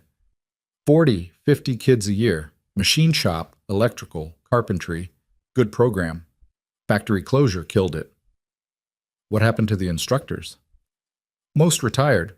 One moved to Millhaven. One still in town. Vic Caruso lives out on the old Marsh Road. He's 62, still sharp. Gerald found the sandpaper Nathan needed and handed it over. Why? I'm looking at the Route 9 building, Nathan said, thinking about what it could be. Gerald looked at him without any particular expression. He was the kind of man who had developed good instincts about when to ask more and when to let a thing develop at its own pace. Talk to Vic, he said, and went back to his inventory. Nathan talked to Vic the following Tuesday. Vic Caruso was a compact, direct man who had spent 30 years teaching 16-year-olds to use tools correctly and had the particular patience of someone who had explained the same things many times and still meant them. He sat across from Nathan in his kitchen with a cup of coffee and listened to the whole proposal without interrupting. And when Nathan finished, Vic was quiet for a full minute. Then he said, "You want to rebuild the program?" "Something like it. Updated. Broader. Not just traditional trades, maybe include culinary, technology, design, something that gives kids options that Cedar Creek currently can't offer them without leaving." "You think kids will stay if they have options?" "Some will," Nathan said. "Not all. But right now they leave because there's nothing here for them. That's different from leaving because they want to." Vic turned his coffee cup in his hands. "I've got 3 former instructors I could probably bring back. Martinez and Schultz would jump at it. Pruitt's maybe." "Could you run it?" Vic looked at him steadily. "If it's real." "It's real," Nathan said. Another pause. Shorter this time. "Then yes," Vic said. "I could run it."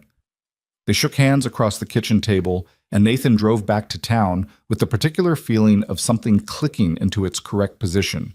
Not triumphant, not clean, but right. He still didn't tell Emily. 4 days before the fair, the phone call came.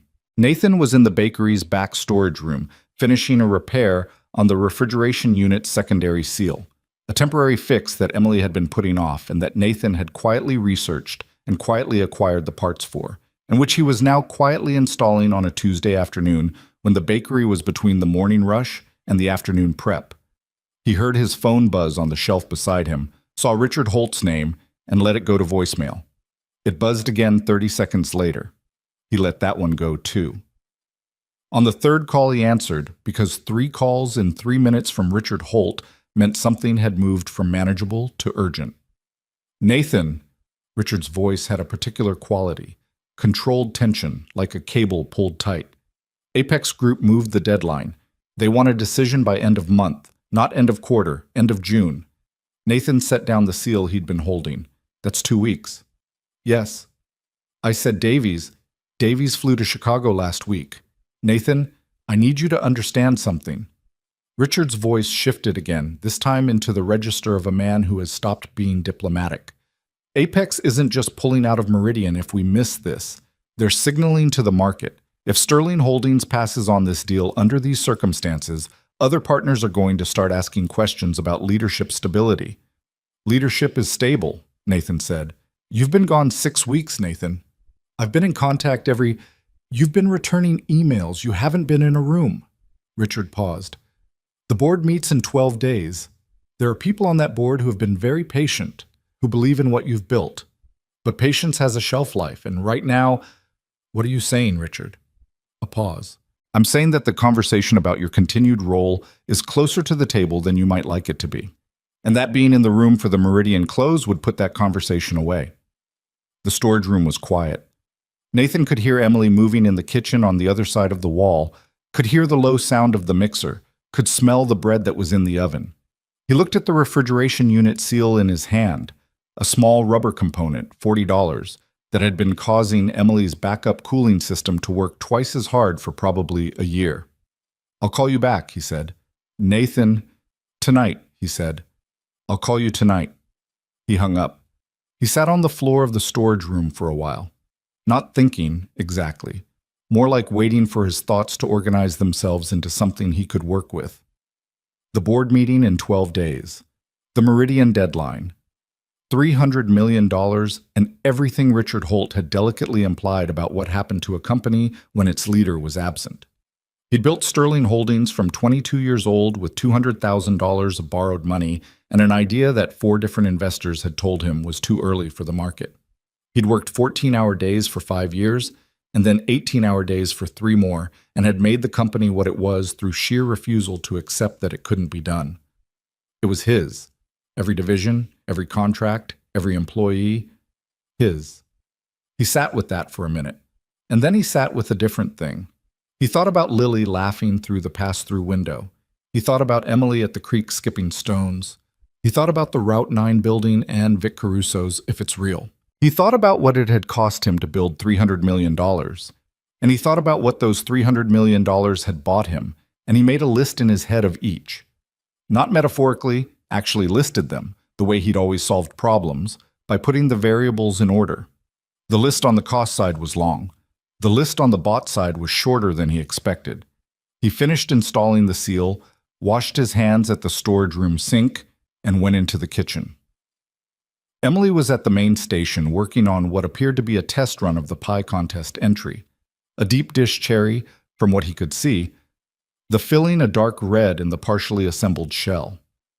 She was focused in the way she got when she was executing something that required precision, her movements deliberate and economical. "Refrigeration seals replaced," Nathan said. "Thank you," she said without looking up. "The unit should run more efficiently now, probably extending the life by another year and a half." "I know," she said. "I looked up the part after you left to get it. I wasn't going to say anything but thank you, Nathan.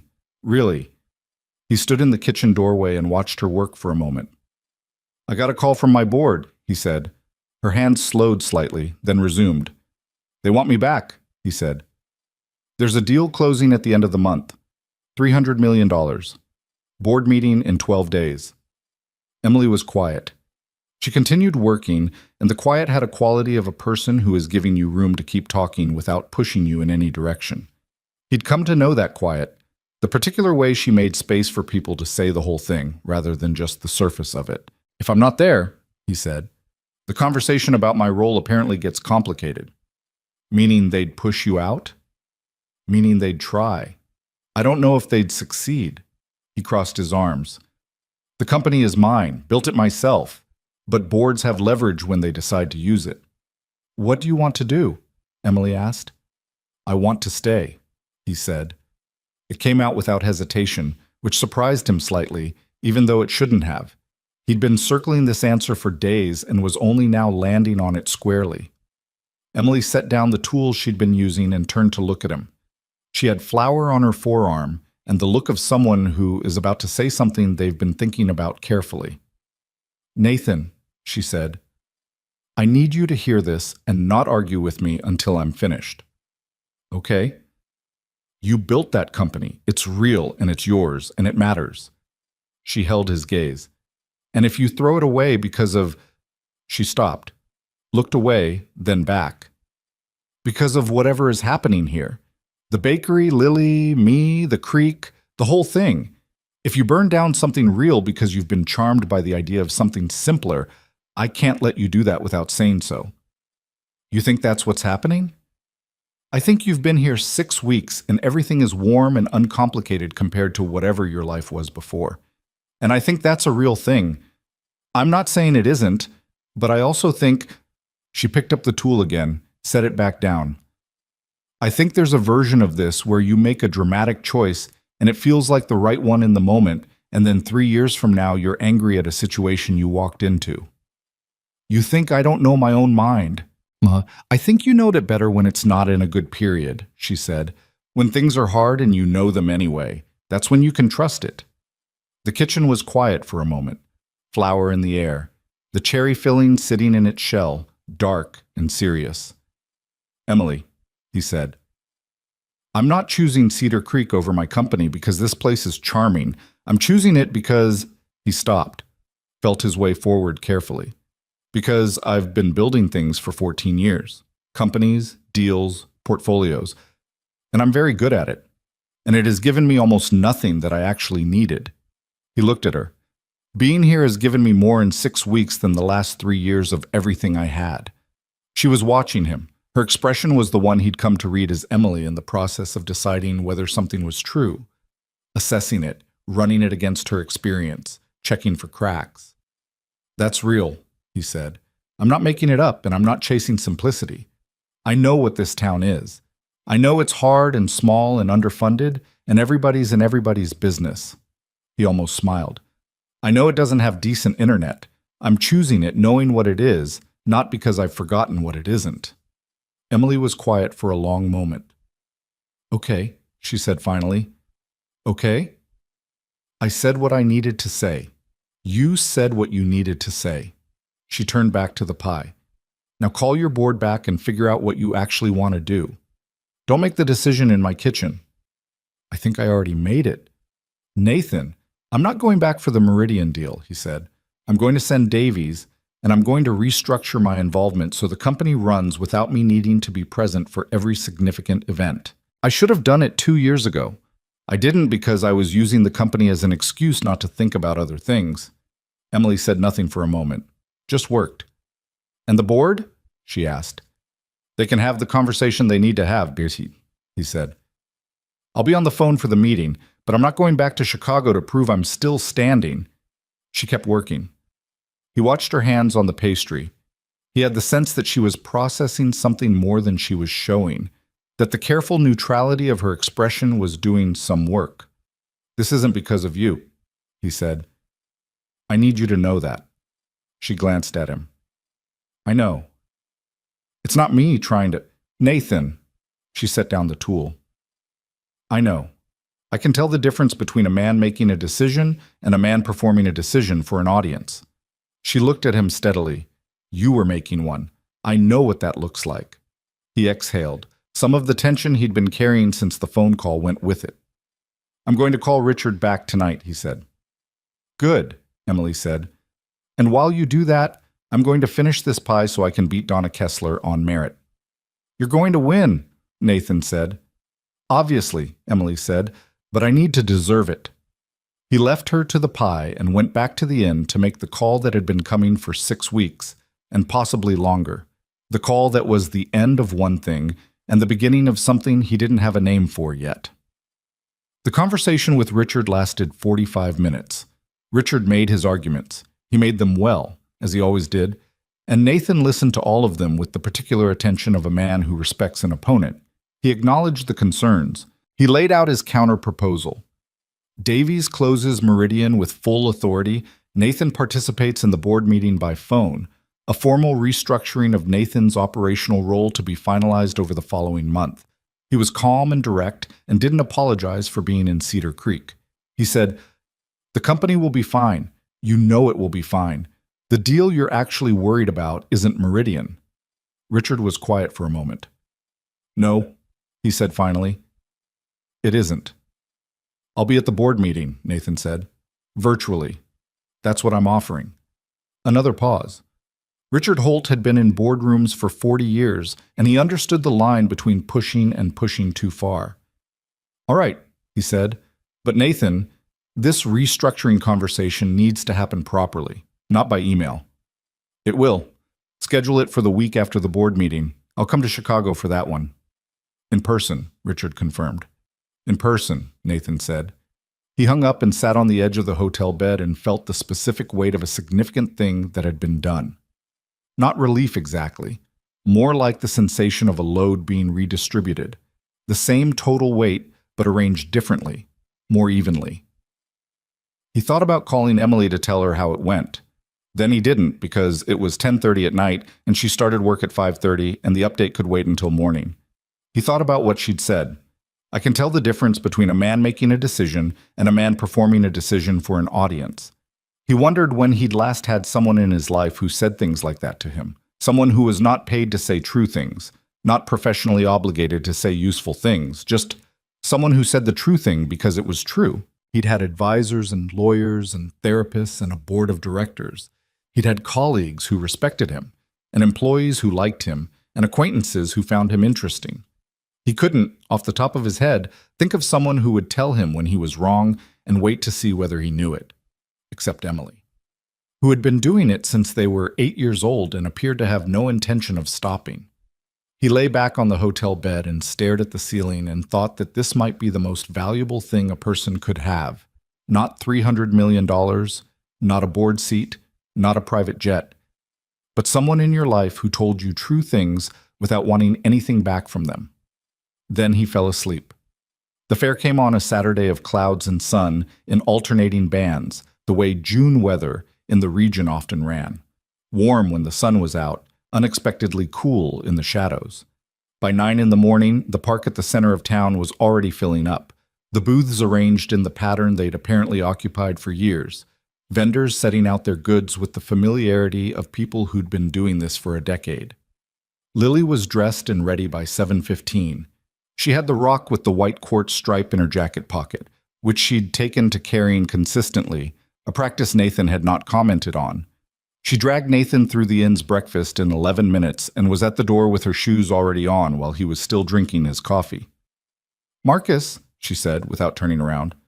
Marcus, at the small breakfast table, looked up from his laptop. "You're coming to the fair," Lily told him. Marcus looked at Nathan. "You're coming to the fair," Nathan confirmed.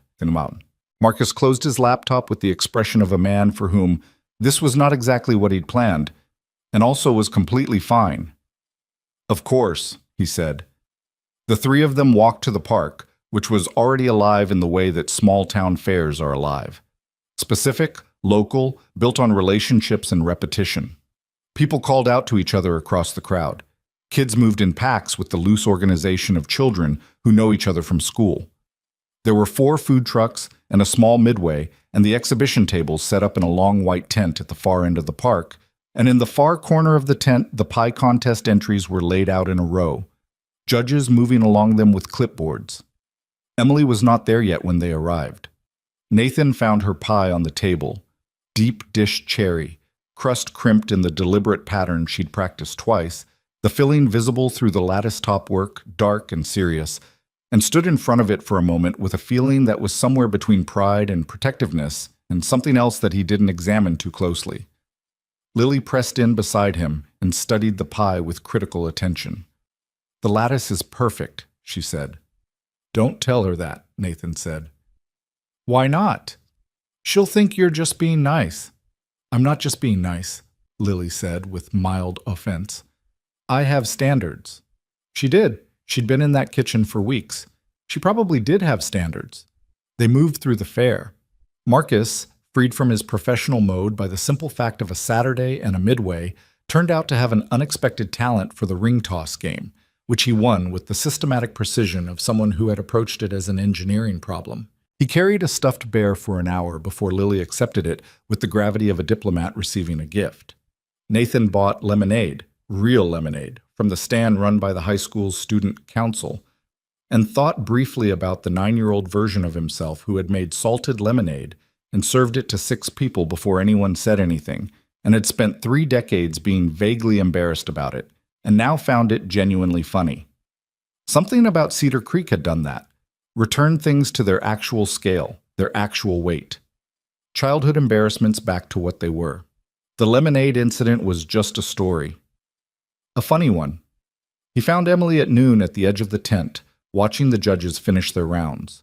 She was in a light blue jacket over her usual jeans, hair down for once rather than up with the pencil, and she was watching the judges' table with the expression of someone trying very hard to look like they didn't care and not quite pulling it off. "You're nervous," Nathan said, coming to stand beside her. "I'm not nervous," she said. "Your left hand is in your jacket pocket and your right hand is holding nothing. You always hold something when you're waiting." She looked at him sideways. "You've been paying that much attention?" 6 weeks, he said. She looked back at the judge's table. After a moment, "I'm a little nervous." "You shouldn't be. The pie is—" "Don't tell me the pie is good. If it's not good enough and you told me it was good, that's worse." "I wasn't going to tell you it was good," he said. "I was going to tell you it was better than Donna Kessler's, and the judges would have to be committed to the bit not to see it." "Have you tasted Donna Kessler's pie?" "No." "Then how do you know?" "Because you made yours," he said simply, and then felt the plainness of it sitting between them. Too plain, maybe, too direct, and watched Emily Carter look at the judges' table and say nothing for a long moment. "Thank you," she said finally. I mean it. I know you do.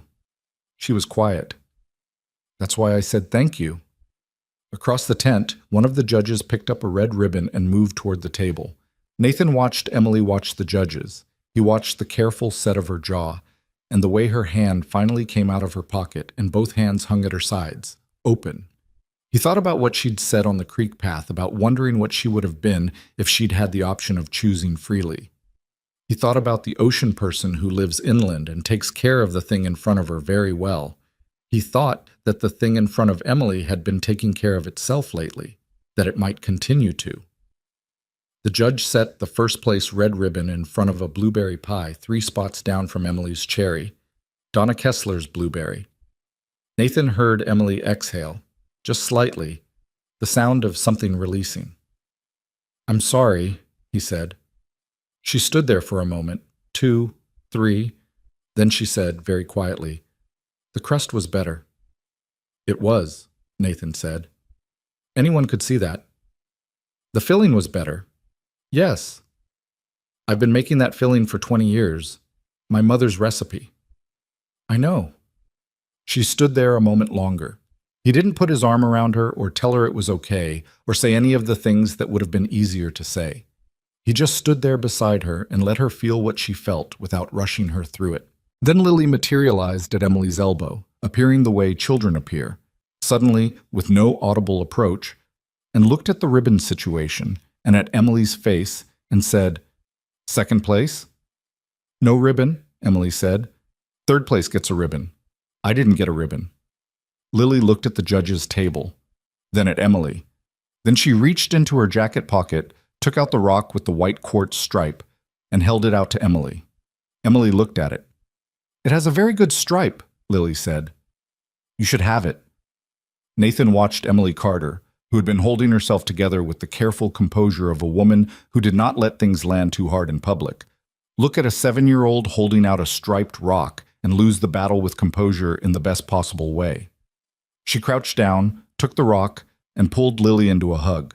Not the brief polished kind, but the real kind, the held kind, the kind you get from someone who needed it as much as you did. Lily hugged her back without any hesitation. Nathan looked away. At the tent ceiling, at the midway, at the crowd. He blinked twice and looked at his shoes and thought about the refrigeration seal and the sandpaper grade and the Route 9 building and all the small practical things a person could think about when the thing they were actually feeling was too large for the available space. When he looked back, Emily was standing again, the rock in her hand, Lily beside her. Emily's eyes were bright but dry. Thank you, Emily said to Lily. You can give it back when you win next year, Lily said. Deal, Emily said. They stood in the tent with the fair going on around them, the noise and the crowd and the smell of fried food and cut grass. And Nathan thought that this was what it looked like, not the idea of it, not the cleaned-up version. This was what it looked like to be part of something, to be woven into the texture of a place and its people, to have a kid who gave away her best rock to someone who needed it, and to have someone who accepted it. He thought he had been building the wrong things for a very long time. Not the company. The company was real and good, and he wasn't going to pretend otherwise. But the structure around his life, the way he had arranged everything, so that the important things were always elsewhere, always next, always contingent on something being completed first. He'd been building towards something he kept moving. He was standing in the middle of it right now, and he hadn't needed to build anything to get here. Just come back. Just stay long enough. Later, the three of them walked back from the fair in the gold late afternoon light. Lily between Nathan and Emily, Marcus behind with the stuffed bear under his arm. Lily was talking about the pie contest, her analysis of where it had gone wrong, which involved a detailed critique of the judging criteria that she had apparently formulated during the awards portion. The crust matters more than filling in a classic cherry, she said seriously. Any expert would know that. The judges weren't experts. Or they liked blueberry better, Emily said. Blueberry is inferior, Lily said. That's a strong position. Strong positions are usually right, Lily said, and looked up at Nathan with the expression of a child confirming her own thesis.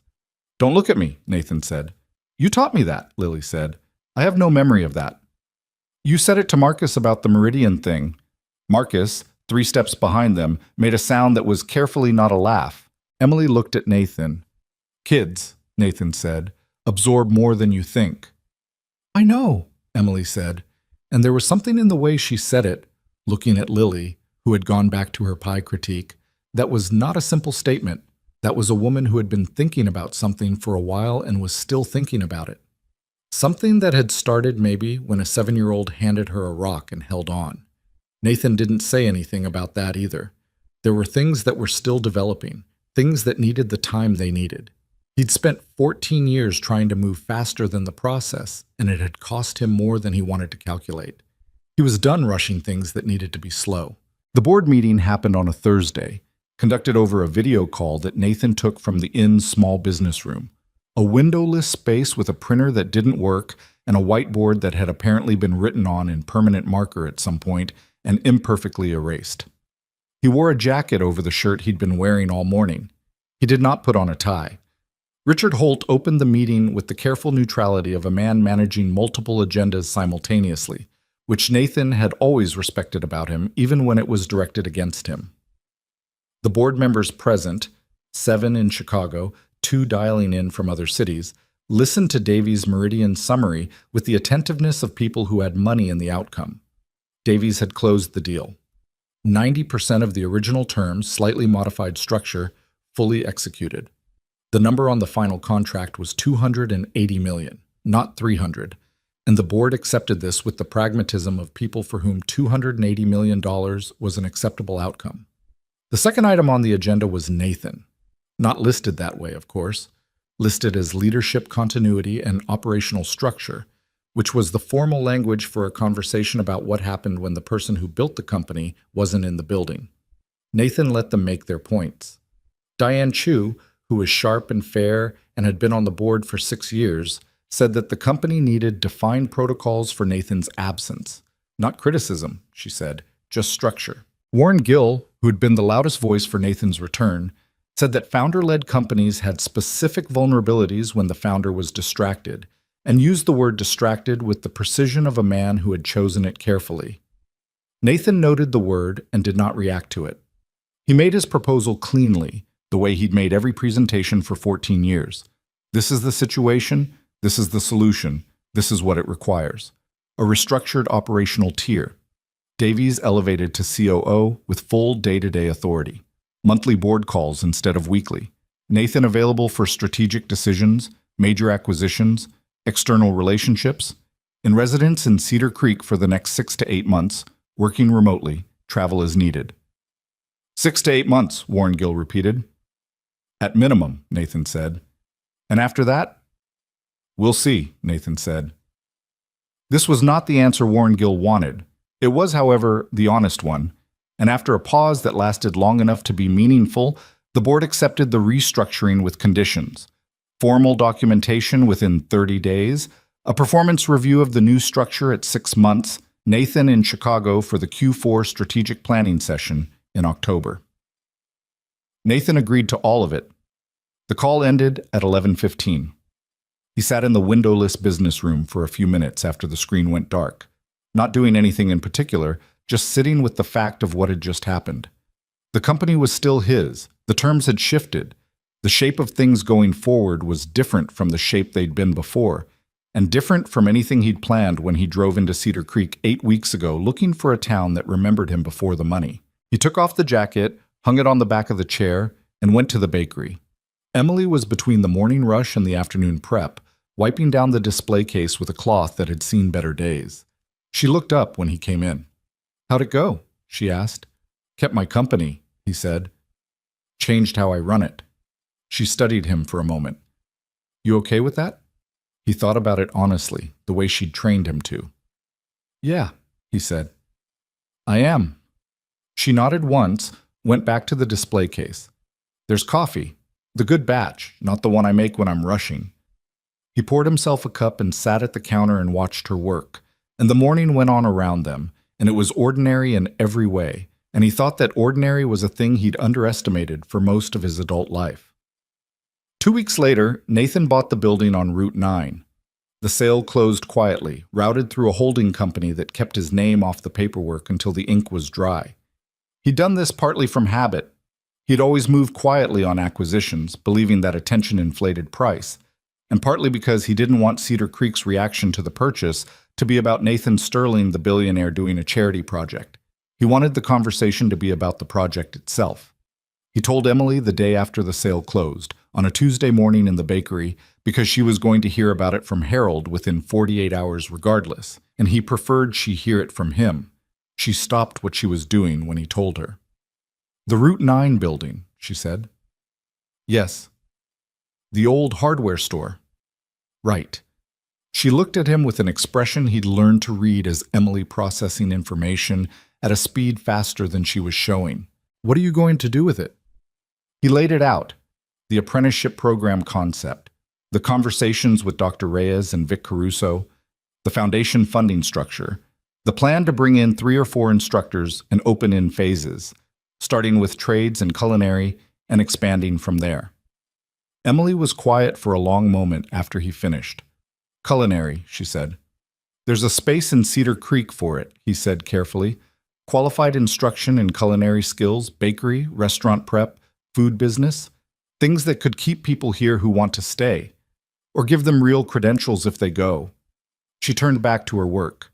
He watched her process it from behind, the set of her shoulders, the pace of her hands. She was thinking hard, and he had the sense that she was also feeling something about it that she wasn't ready to name yet. "I'm not doing this for you," he said, the same thing he'd said about the board decision, because it kept being true and kept needing to be said. "I mean, you're part of why I understand what Cedar Creek needs, but the program isn't about your bakery. It's its own thing." "I know," she said. "I'm not—" She paused. "It's a good idea, Nathan. It's a real good idea." "I know you know that. I just wanted you to—" "I know," she said again, softer this time. "Thank you for telling me before Harold did." "I figured I had about 36 hours. 24, she said. "He gets coffee at Alderman's on Tuesdays. Linda Henderson tells him everything." They worked through the morning in the particular companionable rhythm they'd built over 8 weeks, handing things off without needing to explain, navigating the kitchen's geography without bumping into each other, filling in the silences without anxiety. Nathan had stopped noticing the strangeness of it. A man who ran a multi-division holding company standing in a small-town bakery kitchen learning to make proper bread. Because it had stopped being strange. It was just where he was. Around midday, his father's friend came in. Nathan recognized him immediately despite the years. Joe Abrams, who had been Thomas Sterling's closest friend and who had been at the edge of Nathan's life in a way that was connected to everything painful from that period. Joe was 70 now, white-haired and slower in his movements, and he came in for a muffin and a coffee the way he apparently always did on Tuesdays, and stopped when he saw Nathan behind the counter. There was a moment of assessment on both sides. "Nathan Sterling," Joe said. "Joe," Nathan said. Joe set his wallet on the counter, a gesture that said he intended to stay and was deciding whether that was going to be comfortable. "I heard you were in town. About 2 months now. Your father would have been—" Joe stopped, recalibrated. He would have had something to say about it. "He would have had a lot to say about most things," Nathan said. "That was always true?" Joe looked at him steadily. He was the kind of man who had watched a lot of things happen and had reached the age where he could say so plainly. "You didn't come back for the funeral," he said. "No," Nathan said. "I didn't." "He asked about you," Joe said. "Not at the end. Before that. When he still could." Nathan held Joe's gaze and felt the specific weight of that sentence, not as an accusation, which it wasn't, but as information that had no comfortable resting place. He'd known, in the abstract, that his father had declined over a year before he died. He'd known it the way you know things from a distance, where the knowledge sits without being fully felt. "I know," Nathan said. Joe nodded slowly. He picked up his wallet. "I'm not saying it to make you feel bad," he said. "I'm saying it because I think you already feel bad, and I've been watching you be here for 2 months, and I thought you should hear from someone that—" He paused. "That you showing up now means something too, even if it's late."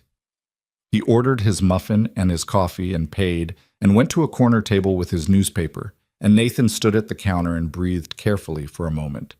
Emily, who had been in the back and had caught enough of it coming through the pass-through, appeared in the kitchen doorway and said nothing, just looked at him for a moment. "I'm okay," he said. "I know," she said. "Joe's a good man." "Yeah," Nathan said. "He is." He went back to the prep counter, and they kept working, and after a while it was okay the way things eventually become okay when you let them sit without fighting them. That evening, Nathan drove out to the cemetery at the edge of town. He'd been putting this off since he arrived, in the way that you put off things that require you to be somewhere you don't have a defense prepared for. He went alone, leaving Lily with Marcus, not telling anyone where he was going. His father's grave was in the older section, a simple headstone. Thomas William Sterling, dates, no quote. Nathan's mother was beside him, her headstone slightly greener with age since she'd been there longer. He stood between them for a while. He didn't talk out loud. He wasn't that kind of person, and he didn't think his parents had been that kind of people either. He just stood there in the early evening with the grass long around the stones and the light going, and felt the full weight of the years and the distance and the choices that couldn't be undone. He'd built $300 million and missed his father's last years and his father's funeral, and had justified it to himself in 100 ways that were all technically true, and none of which, standing here now, felt like enough. He stayed for 20 minutes. On the walk back to the car, he called his therapist in Manhattan. She answered on the third ring, which surprised him. He usually left messages. "Nathan," she said, "it's been a few weeks." "I know," he said. "I went to see my father's grave today." A pause. "How are you?" "Complicated," he said. "But okay, the complicated kind of okay." "Tell me," she said, and he talked to her for 40 minutes while he drove back to town. And it was the most honest conversation he'd had with her in 2 years of sessions. And when it ended, she said, "It sounds like you're doing the thing." "What thing?" "The thing I kept trying to get you to do," she said, "stopping long enough to be somewhere." "It took a piece of purple crayon and a promise I don't remember making," he said. "Most important things start like that," she said, "messily, accidentally." He went back to the inn and checked on Lily, who was asleep with a library book on her face. She'd gotten a library card 2 weeks ago, her own idea, presented to Nathan with the card itself as evidence of the accomplishment, and sat beside her bed for a while in the dark. He thought about his mother, who had died when he was 8 years old on his birthday, which was why he'd written that promise. He understood now. He'd been at school, confused about why his birthday felt like the worst day of his life instead of the best. And Emily had shared her lunch with him and hadn't asked questions, and at some point during recess, he'd found the piece of notebook paper and the purple crayon and had written something that was probably not specifically about marriage, not at age 8, but about the thing that marriage was a word for: permanence. Staying. The person who doesn't leave. He'd been looking for that since he was 8 years old. He'd spent 14 years running from the place that had it. The renovation on the Route 9 building started in August, 6 weeks after the purchase closed. Nathan hired a local contractor, a woman named Sue Briggs, whose company had done most of the significant work in Cedar Creek for the past decade, and whose assessment of the building's bones had been reassuringly undramatic. "Structure's good," Sue had said, walking him through the space with a flashlight. "Electrical needs total replacement. Plumbing's survivable, but you'll want to budget for it. Everything else is cosmetic." She'd paused at the large back room that had been the hardware store's stock area. "This'll make a good shop space. High ceiling, good natural light if you put the windows in right." "That's the trade's workshop," Nathan said. "Then yeah," Sue said. "That'll work." The first day of demolition, Nathan brought Lily to watch, which she'd specifically requested. She stood in the parking lot in her jacket with the rock. Emily had given it back at some point, and Lily had accepted the return with the solemnity of a thing being put back in its rightful place, and watched Sue's crew take out the boarded windows with the focused attention she brought to all processes that involved tools. "Is this yours?" Lily asked, looking at the building. "Technically, yes," Nathan said, "but not like the bakery is Emily's." He looked at her. "What do you mean?" "Emily's bakery is hers," Lily said, with the certainty of a kid who had thought about the distinction.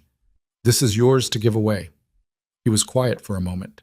Sue Briggs, 20 feet away, was directing her crew with the efficiency of someone who had stopped waiting for other people's conversations to finish. "Yeah," Nathan said. "That's exactly right." Lily nodded, satisfied, and went back to watching the window removal. September moved in with the particular quality of early fall in the region. Still warm in the afternoons, cooler in the mornings, the light going golden earlier each day, the trees at the edge of town just beginning to consider their options. Nathan had been in Cedar Creek for 4 months.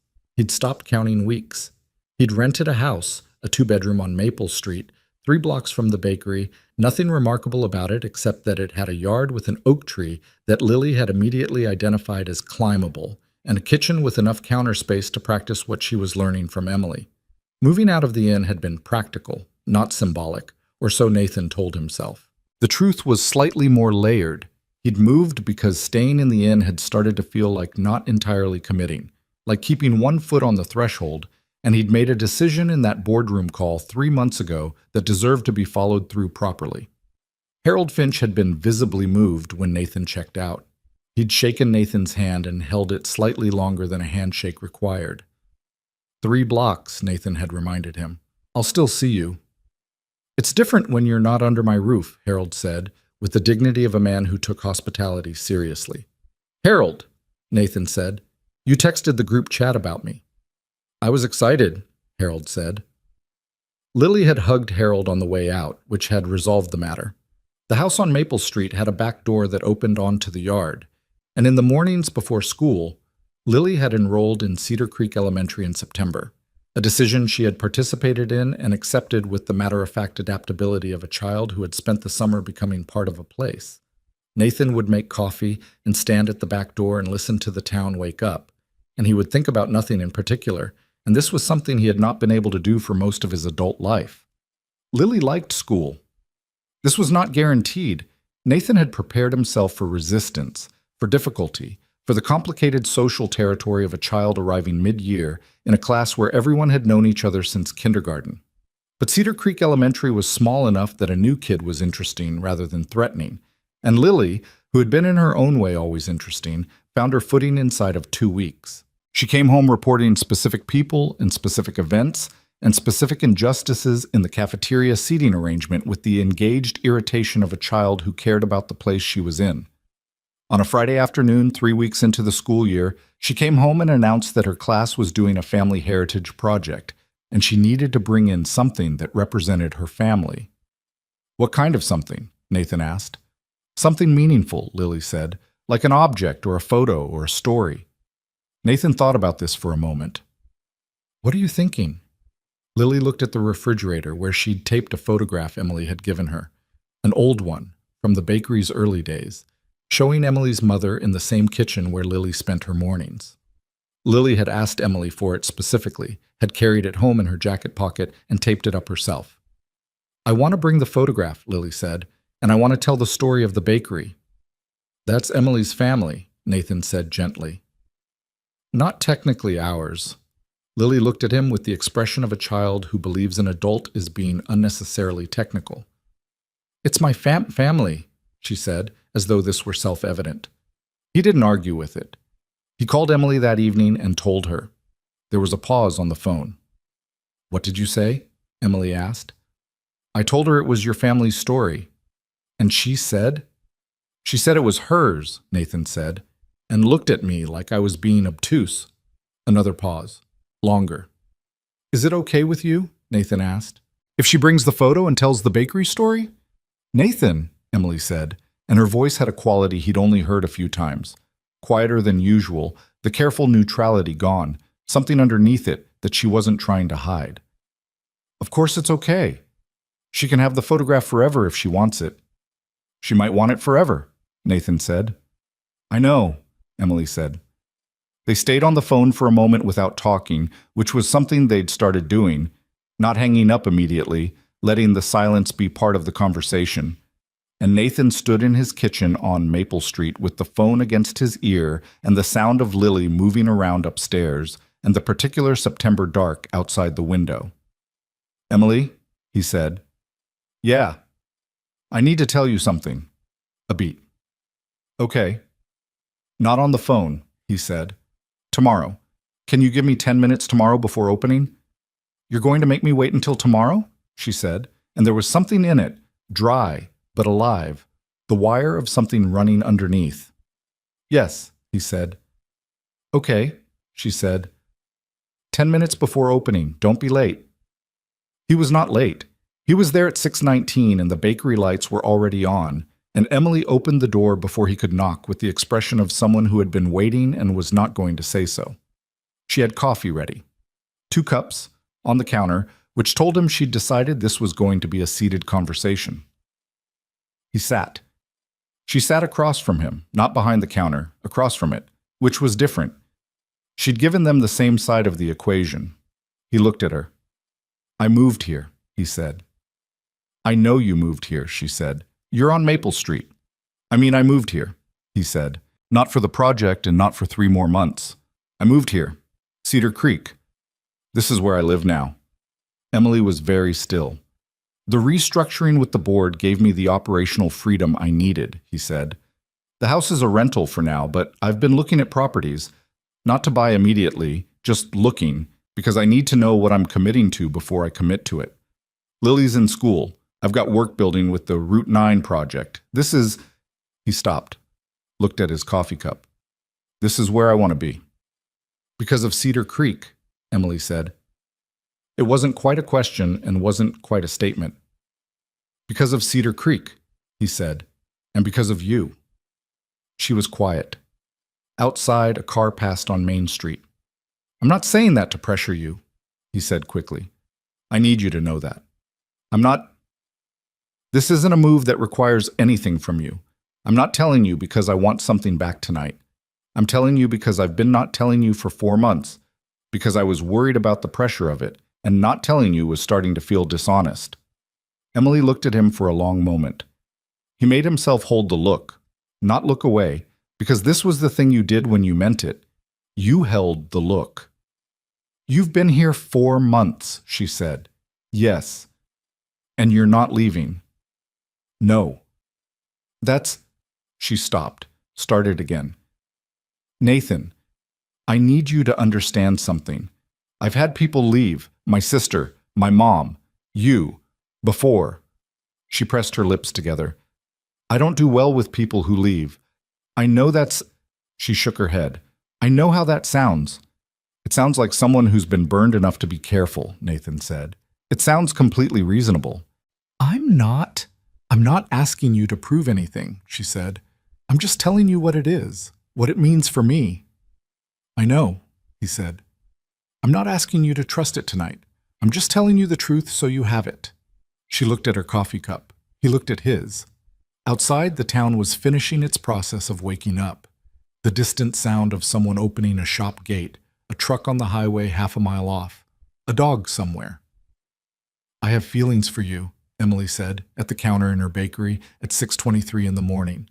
In the plain way she said everything true. I've had feelings for you since you came back, probably... She stopped.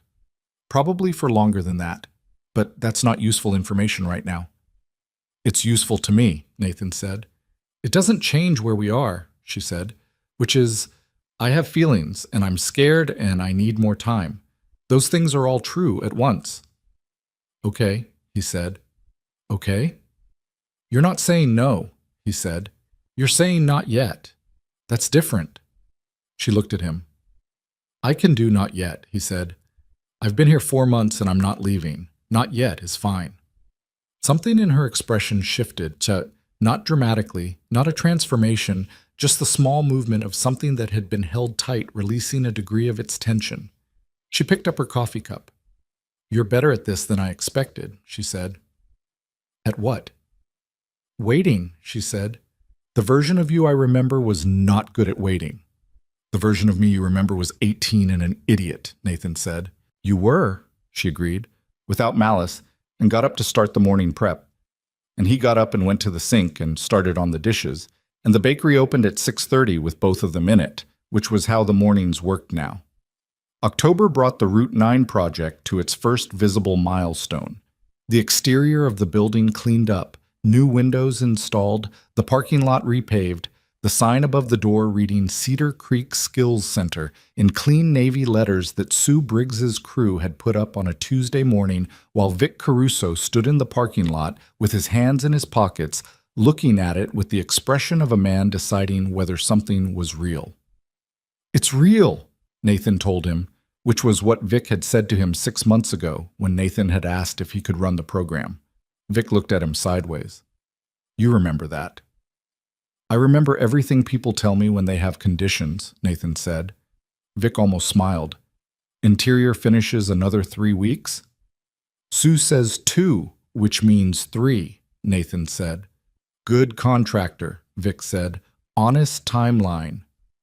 The soft opening was set for November. Limited enrollment, the first cohort of 12 students, 3 instructors including Vic. Dr. Reyes had sent home information to the high school families 2 weeks prior and had been met with a response that surprised even her. 43 inquiries for 12 spots. She called Nathan to tell him. "That's 3.5 times your capacity," she said. "For the first cohort," he said. "We scale from there." "You're going to need a second building," she said. "I know," he said, "one thing at a time." He told Emily about the enrollment numbers that evening. She was at the house on Maple Street. She came for dinner twice a week, a thing that had developed without formal arrangement, the way the best things in Cedar Creek seemed to develop, through repetition rather than declaration. Lily cooked one of the 2 nights, simple things she'd been learning, and the kitchen usually looked like a weather event had occurred in it, but the food was edible and sometimes better than edible. 43, Emily said. "For 12 spots," Nathan confirmed. She turned her wine glass in her hands. "That's families who don't want to lose their kids to the city." "That's what I figured." "Or kids who don't want to leave but felt like they had to." She looked at the table. "I was one of those. I just had a different reason to stay." "I know," Nathan said. "That's why I built it." She looked at him. "Not just you," he said, "but people like you. People who should have had the option of choosing instead of just," he shrugged, "instead of it being the only thing that made sense." It was her own words. She recognized them and said nothing for a moment, and Lily came out of the kitchen with 3 bowls of something she'd been working on. A soup, ambitious, involving corn and potato, and an amount of black pepper that Nathan would have questioned if he'd known about it in advance, and set them on the table with the focused pride of a cook presenting work they believe in. "Taste it first," Lily said, "and then tell me if it needs salt." They tasted it. "Salt," Nathan and Emily said simultaneously.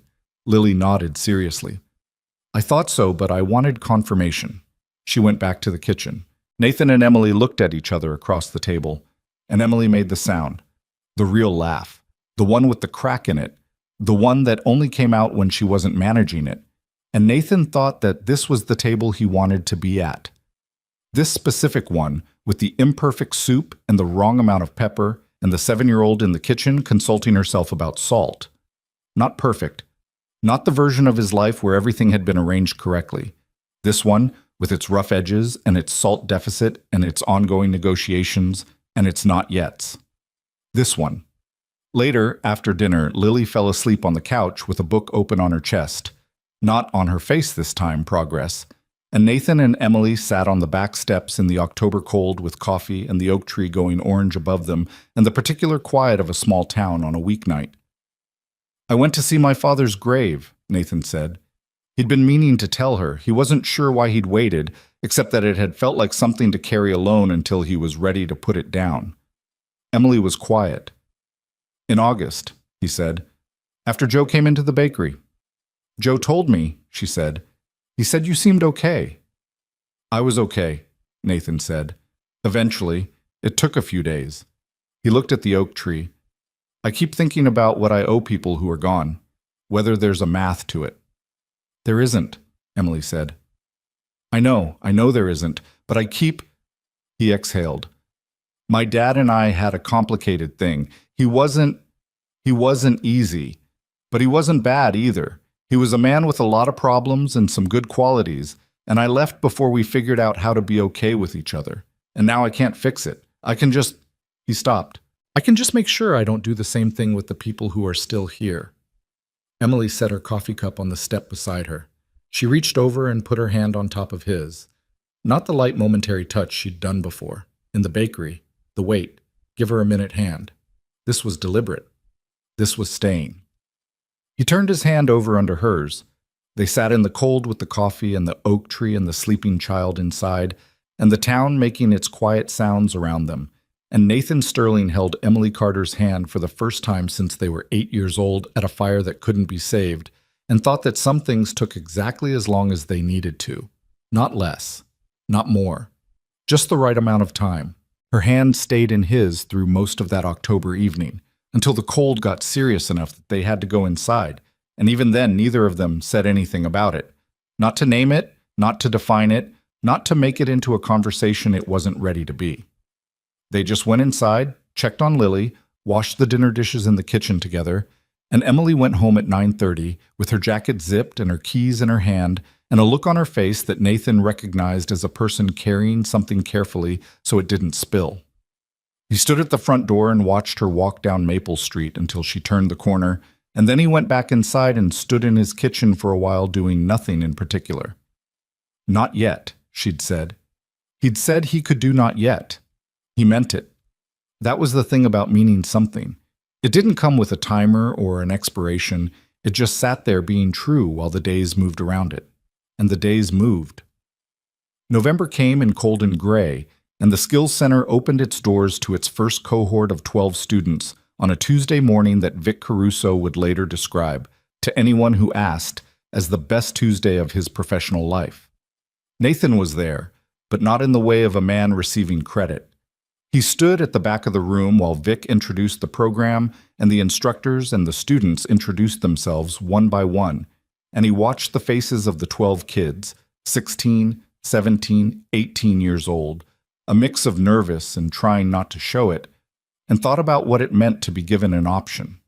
Not pushed toward a door, not told what you'd be good at, not handed a path and told to walk it, just given the option to try a thing, to be competent at it, to see whether it was yours. He thought about Lily saying, "This is yours to give away." She'd been right about that. The best things he'd done in Cedar Creek had been the ones he'd given away. The time, the attention, the willingness to show up without an agenda. The Skills Center was that, at scale. After the students filed into their first sessions, Dr. Reyes found him near the door. "You didn't say anything," she said, meaning the opening. "Vic said everything that needed saying," Nathan said. She looked at him with the assessment of a woman who had been in education long enough to know the difference between people who built things for the credit and people who built them for the thing. "The second cohort applications open next month," she said. "We already have 11 inquiries." "Scale from there," Nathan said. "You said that before." "I meant it both times." She smiled, the quick, real kind, and went to check on her students. Emily came by the Skills Center that afternoon, after she'd closed the bakery. Nathan wasn't surprised. Cedar Creek was small, and she'd known about the opening, and she was too interested in the town not to look. He was in the back workshop with Vic when he heard her voice in the front room, talking to one of the other instructors, and he stayed where he was and let her look around without making it about him. When she found him in the workshop, she stood in the doorway and looked at the space. The benches, the tools mounted neatly on their boards, the clean smell of new wood and machine oil, and said nothing for a moment. "It's good," she said. "It works," he said, which was his version of the same thing. She walked into the room slowly, the way you walk through a space you're reading. She ran a hand along one of the workbenches. "Sue Briggs did good work. She always does," he said. Emily stopped at the far wall where Vic had put up a simple board with the program's stated purpose written in block letters. Not a mission statement, which Nathan had specifically said he didn't want, but a plain sentence. "This is a place to learn something real." Below it were 8 photographs of Cedar Creek as it had been, spanning decades. The factories, the farms, the main street at different points in its history, the people who had built and worked and stayed. Emily looked at the photographs for a long time. "My mother's in one of these," she said. Nathan came to stand beside her. Emily pointed. "Third from the right. a photograph from what looked like the late 80s, the bakery's front counter with two women behind it, one of them unmistakably Emily's mother, younger, laughing at something off camera. Vic found it in the Historical Society archive, Nathan said. I asked him to use local photographs. I didn't know your mother was in one. I'm glad she is, Emily said. They stood at the wall together, looking at the photographs, and Nathan thought about what it meant to build something that contained the past as well as the future, that didn't pretend the town had always been fine, that acknowledged what it had lost and still believed something could be made from what was left. That was the actual belief underneath everything, he realized. Not that money fixed things, it didn't, couldn't, and he knew that clearly enough by now. Not that one person swooping in could reverse the slow erosion of a place, but that showing up consistently, putting real things in the ground, treating people as worth the investment, that accumulated. It didn't transform, not quickly, not cleanly. It just slowly added weight to the right side of the scale. He said none of this to Emily. It wasn't the kind of thing you needed to say. She was standing in the room, and she could see it, and she was the smartest person he knew, and she understood it already. She left at 5 to prep for the next morning's early batch, and Nathan stayed to help Vic lock up, and the town went on into its November evening. The weeks between November and the following spring were the most ordinary of Nathan's adult life, and he did not mean that as a complaint. Ordinary had become, he'd discovered, the thing he'd been trying to buy for 14 years without knowing it was what he was trying to buy. The morning walks to the bakery, Lily at the kitchen table doing homework with her tongue pressed between her teeth in concentration. Dinners on Maple Street twice a week with Emily, who brought things sometimes, a jar of the cranberry preserves she made in batches, a book she thought Lily would like, once a replacement dish towel to replace the one Nathan had destroyed by using it to handle a hot pan, and who sat at the table and ate imperfect food and argued with Lily about the carrot situation, which had not been resolved, and drank coffee that went cold because the conversation kept being more interesting than the coffee. He and Emily moved slowly. This was deliberate on both their parts, and occasionally uncomfortable in the way that slow things are when you want them to move faster, but know better than to push. They had one actual argument in December about something that started as a disagreement about the Skills Center's culinary curriculum. Emily felt strongly that knife skills should be foundational, and Nathan had suggested starting with baking as more approachable, and she'd looked at him with the particular expression of a professional being, advised about her field by someone who had been making scones for 5 months, and expanded into something larger, something about expertise and respect, and the line between investing in something and trying to control it. There's a version of this, Emily said, in the bakery after closing, her voice level in the careful way of someone keeping it level deliberately, where you build something in this town, and because you paid for it, you think your opinion about how it runs is the relevant one. I don't think that, Nathan said. You suggested. I suggested, Emily, not decided. I asked Vic about it, and he said the same thing you just said, and I dropped it. But you suggested it in the first place. I was wrong, he said. I said so. I'm saying so now. He looked at her. I'm going to be wrong sometimes. You know that. She looked at him, still holding the level carefully. I know the difference, he said, between funding something and owning it. I'm not trying to own the curriculum. I asked a question from ignorance. That's different. The careful level in her voice softened a degree. You need to be more careful about the questions you ask in rooms where people know who's funding the operation. I know, he said. You're right. She turned back to her closing tasks. He helped without being asked. After 10 minutes, she said, without looking up, Knife skills first, then baking. That's the correct order. Knife skills first, he agreed. It was not a clean resolution. The air was still slightly charged for the rest of the evening. But it was a real one, the kind where both people had said the actual thing rather than managing around it. They were both people who said the actual thing. Sometimes the actual thing was uncomfortable, and they were both capable of sitting with discomfort without running from it. Nathan thought this was one of the most important things two people could do together. Christmas came to Cedar Creek with the modest commitment of a town that had been doing Christmas the same way for decades. Lights on Main Street, a tree in the park, the the diner running its special menu, Harold's Inn fully booked for the first time in years with people coming home for the holidays. Lily made an ornament at school, a painted ceramic shape that was intended to be a star and looked more like a lopsided sun, and hung it at the exact center of the tree in the Maple Street house with the seriousness of a person placing something important. Emily came for Christmas Eve dinner, and her father came too. Thomas Carter, 68, who moved carefully on his rebuilt knees and who had the eyes of someone who'd been watching his daughter closely for years and was now revising his predictions. He shook Nathan's hand at the door and said, "I remember you," in a tone that was not unfriendly, but was not yet decided either. "I remember you too, Mr. Carter," Nathan said. "You once told me I'd tied my shoes wrong." Thomas Carter looked down at Nathan's shoes, then back up. "You were tying them wrong," he said, and came inside. Dinner was loud and imperfect, and the turkey was slightly overdone because Lily had taken charge of the timer and had not accounted for the difference between the timer going off and the turkey being done, a distinction that Nathan had also not known to account for. Emily handled the overdone turkey with the equanimity of a professional who had rescued worse, adding pan sauce and an air of absolute confidence that converted the situation. Thomas Carter ate 2 full plates and told the story of the 1978 flood, which Nathan had now heard from Harold enough times that he could have added details, and Lily listened with the same complete attention she gave Harold's version, because the story was good regardless of how many times you'd heard it, and she understood that listening was a form of respect. After dinner, while Lily was showing Thomas Carter her library book collection and explaining her system for ranking them, a complex system involving dots of different colors that she had invented herself, Nathan and Emily stood in the kitchen doing dishes, and Emily said quietly, "He likes you." Nathan glanced toward the living room. "He hasn't said much to me." "That's how he shows he likes you," she said. "If he didn't like you, he'd be making conversation." Nathan thought about this. "That's a system."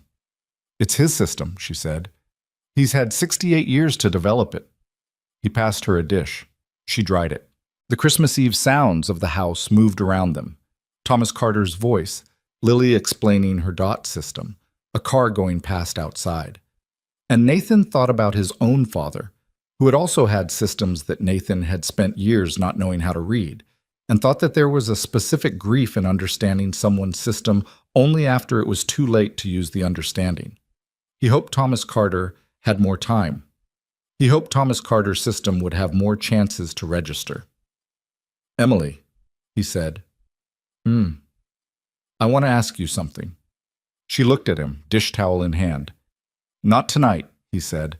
"Not now.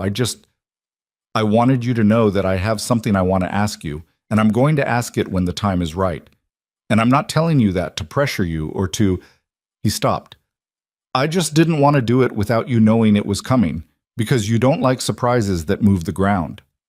She was looking at him with a very particular expression, the assessing one, but something else underneath it now, something that wasn't assessment, something quieter and more unguarded than that. "Okay," she said. "Okay, you understand, or okay, you—" "Okay, I understand," she said, "and okay." She set the dish towel down. "Okay." He didn't know exactly what the second okay covered. He thought it might cover more than one thing. He let it be what it was and passed her another dish. Spring came the way it always did in Cedar Creek, gradually and then all at once, mud season first, the particular brown-gray of early March that made the town look like a faded photograph of itself. And then suddenly 1 week in April, when everything decided to go green simultaneously, the trees and the creek banks and the grass along the roads, a collective decision that winter was done and something else was starting. The Skills Center had finished its first cohort and enrolled its second, 22 students this time. And Vic was interviewing a 4th instructor in the culinary component, taught knife skills first in the correct order, had a wait list. Sue Briggs had been contracted for a modest expansion to the workshop space. Dr. Reyes sent Nathan a data summary at the end of the first academic year that showed 14 of the initial 12 cohort students either employed locally or enrolled in further training, and 2 who had gone to programs in the city with certifications that hadn't existed for them before. 14 of 12, Nathan said when she gave him the number. 2 came back to audit the advanced session, Dr. Reyes said. So the denominator is actually 14. He kept the summary in the top drawer of the desk in his home office, which was the smallest room in the Maple Street house, and which Lily had painted a color she called Serious Blue on a Saturday in March, getting paint on the floor, and both of them, and which Nathan had decided was the best room in the house. In April, he drove out to the creek. He drove out early, before Lily's school and before the bakery opened, in the pale morning that still had cold in it even though the calendar said spring. He parked on the road and walked the path through the oaks, past the carved initials. NS plus EC, still there, more faded now, but there. And down to the bank where the water ran clear over the same flat gray rocks. He sat on the fallen tree, more rotted now, would probably go in another year or two, and looked at the creek for a while. He thought about his mother, who had died on his birthday, and whose absence had shaped everything that came after. He thought about the 8-year-old who had written a promise in purple crayon because he needed a word for the thing he was looking for, and didn't know any word more specific than the one he'd used. He thought about 14 years of running and $300 million and all the things money could organize and couldn't touch. He thought about Emily saying, "I need to know the thing I built was actually built by me." He thought about Lily's laugh coming back. He thought about a striped rock being offered to someone who needed it more. He thought about his father's grave and Joe Abrams's hand and the handshake across Vic Caruso's kitchen table and Harold Finch's face when they checked out of the inn. He thought about Dr. Reyes's 14 of 12 and the smell of the bakery at 6 in the morning and the way Emily moved in her kitchen, economical and certain, the way she moved through everything she knew and did well. He thought about all of it for a while, sitting on the rotting log above the creek with the spring morning coming up around him. Then he took out his phone and called Emily. She picked up on the second ring. "It's 6:15, she said. "I know. Are you at the bakery?" "Where else would I be at 6:15, sir?" "Can you give me an hour? I'll be there at 7:30. A pause. "What's happening?" "Nothing bad," he said. I want to take you somewhere before the day starts. Can Marcus take Lily to school?" "Nathan, please," he said. A longer pause, then, 7:30, she said, "and bring coffee from the diner, not gas station." "Okay." "The large one." "Okay, Emily." He went to the diner. Ray handed him 2 large coffees without Nathan having to explain in front anything, because Ray had been watching this town for 30 years and had good instincts. Nathan drove to the bakery, and Emily came out at 7:30 in her jacket with flour already on her left sleeve, and she looked at him with the careful assessment she always brought to situations she hadn't fully mapped. "Where are we going?" she asked. "The creek," he said. She got in the car.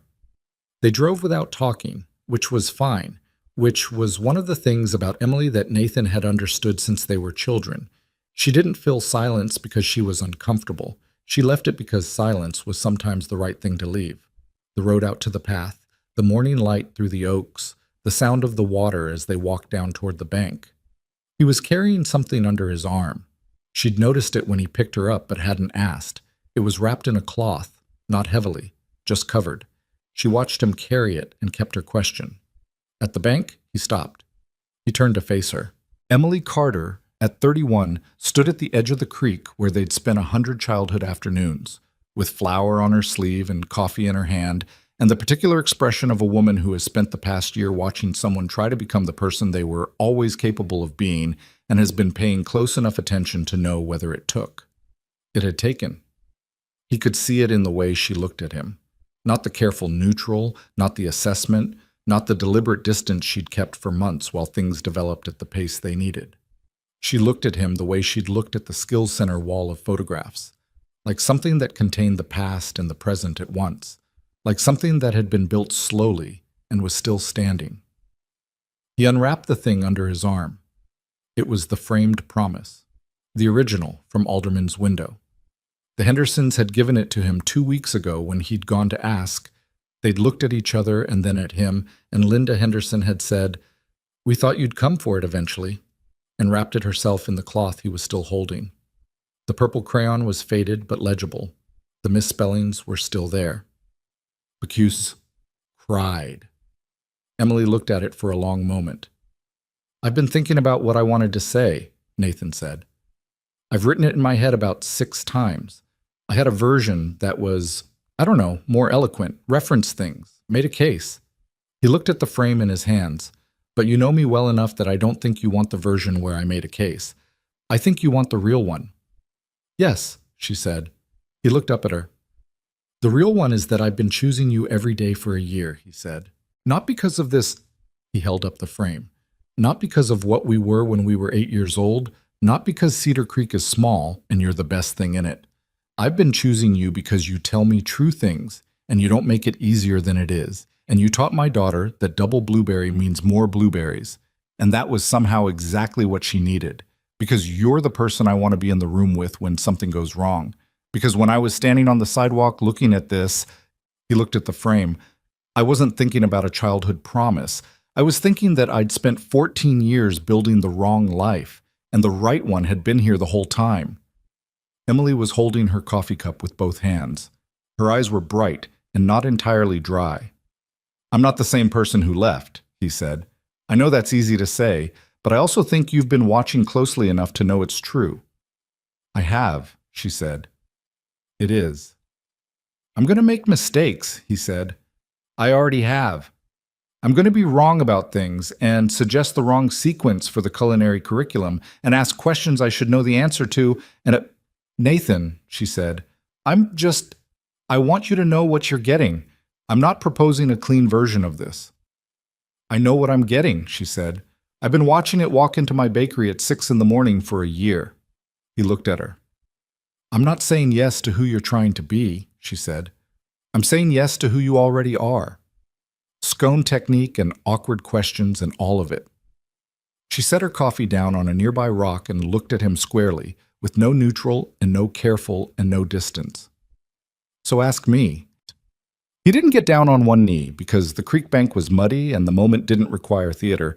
He just stood in front of her and held the frame and said, Marry me, Emily, not because of this, the frame, but because I've spent a year choosing you every single day and I want to keep doing it for every day after this.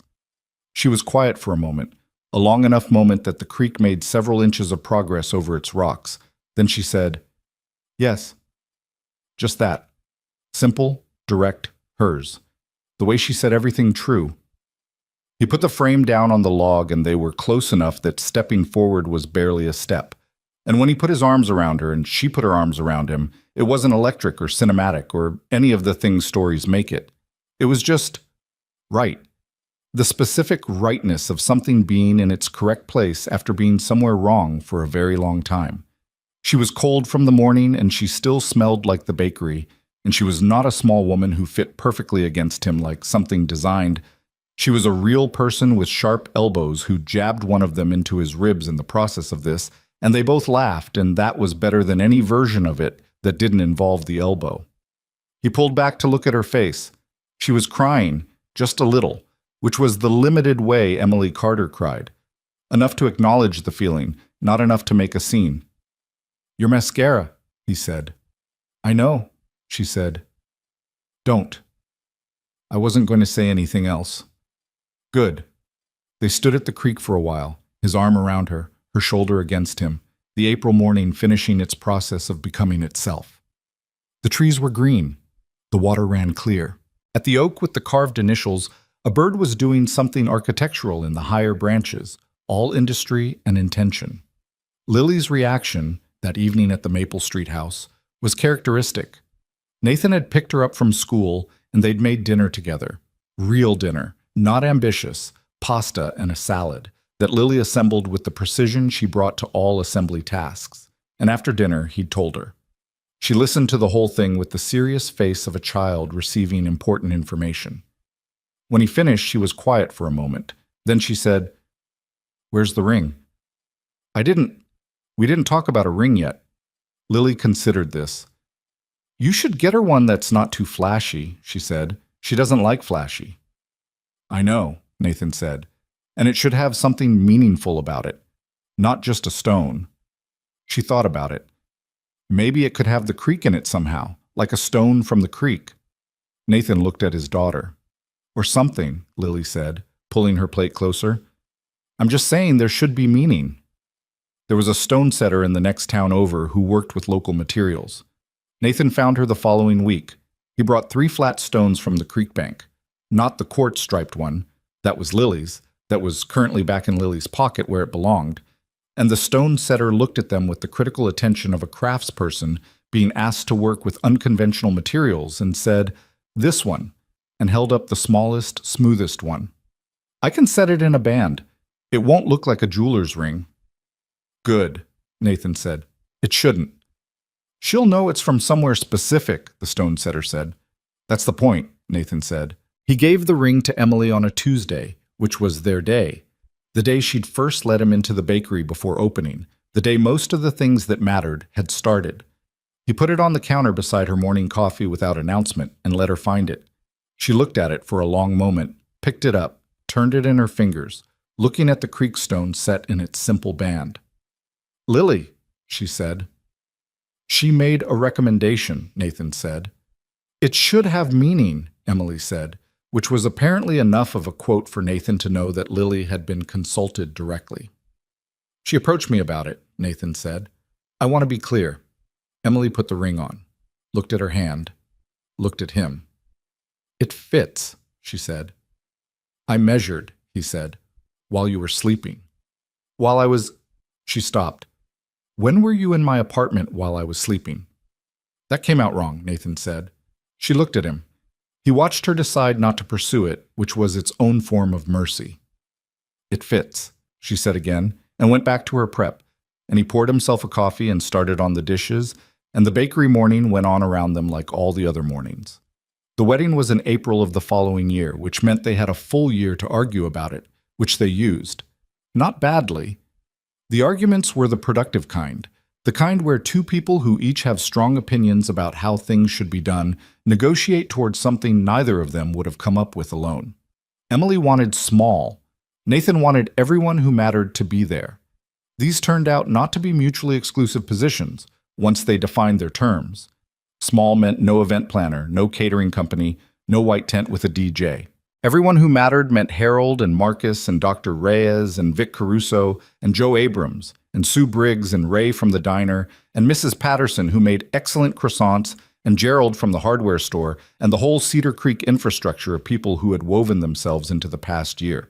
It came to 61 people, which Emily considered large and Nathan considered intimate, and they agreed to disagree on the classification and had the wedding in the park by the creek where the fair ran every June, which was Emily's choice and Nathan's agreement without negotiation because it was clearly right. Thomas Carter walked his daughter down the grass path between the folding chairs, moving carefully on his rebuilt knees, with the expression of a man doing the most important thing he'd done in years and knowing it. He shook Nathan's hand at the end of the path and held it for a moment, longer than a handshake required, the way Harold had held it when Nathan checked out of the inn, the way men held things when they meant them without the vocabulary to say so. Lily walked beside Emily. This had been Lily's idea, offered to Emily with the same directness she brought to all her important proposals. "I want to walk beside you," she'd said, "not in front, like with flowers. Beside."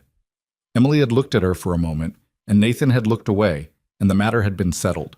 Lily wore a blue dress that she had specifically approved, and navy shoes that she had specifically approved, and the quartz-striped rock in her dress pocket, because she had decided it was a good luck object, and there was no occasion on which it was more appropriate. She walked beside Emily Carter through 61 people standing in the April park, serious and straight and 8 years old, and took her place beside her father at the end of the path with the composure of someone who had practiced and also the bright-eyed alertness of someone for whom this was real, this was actual, this was her life rearranging itself into something better. The ceremony was short. This was by design. The officiant, a woman named Barbara Close, who had been performing Cedar Creek's weddings for 20 years and had the particular skill of saying the true things without inflating them, said the words that needed saying and left room for the 2 of them to say their own. Nathan had written his. He'd written them 4 times and thrown out the first 3 and kept the 4th, which was the shortest.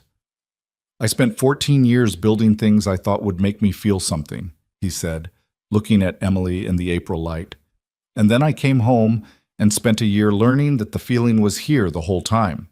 I'm not going to be perfect at this. I'm going to be wrong sometimes and stubborn sometimes, and I'm going to suggest the wrong sequence for the culinary curriculum more than once. He heard her exhale a half laugh. But every day, the same way I've been doing it for a year, I'm going to choose you. That's what I've got. It's everything I've got. Emily's were shorter still. You came back, she said. You stayed. You showed up every day for a year when you didn't have to. That's the most anyone's ever done. She looked at him with the direct look, the real one, the one with no neutral and no managed distance. I don't need a promise.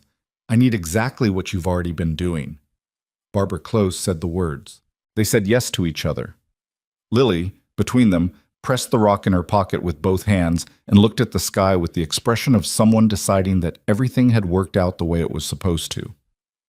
The party afterward was Cedar Creek at its best, which meant it was loud and slightly disorganized, and the food was extraordinary because Emily had made most of it herself and refused to be talked out of it, and Harold's toast went 7 minutes over the agreed-upon length and included 4 separate references to the group chat which Nathan would have objected to if he hadn't been laughing too hard to speak.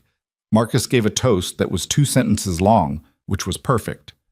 Dr. Reyes danced with Vic Caruso, which surprised everyone, including both of them. Joe Abrams sat in the corner with Thomas Carter, and they talked for 3 hours about nothing Nathan could hear.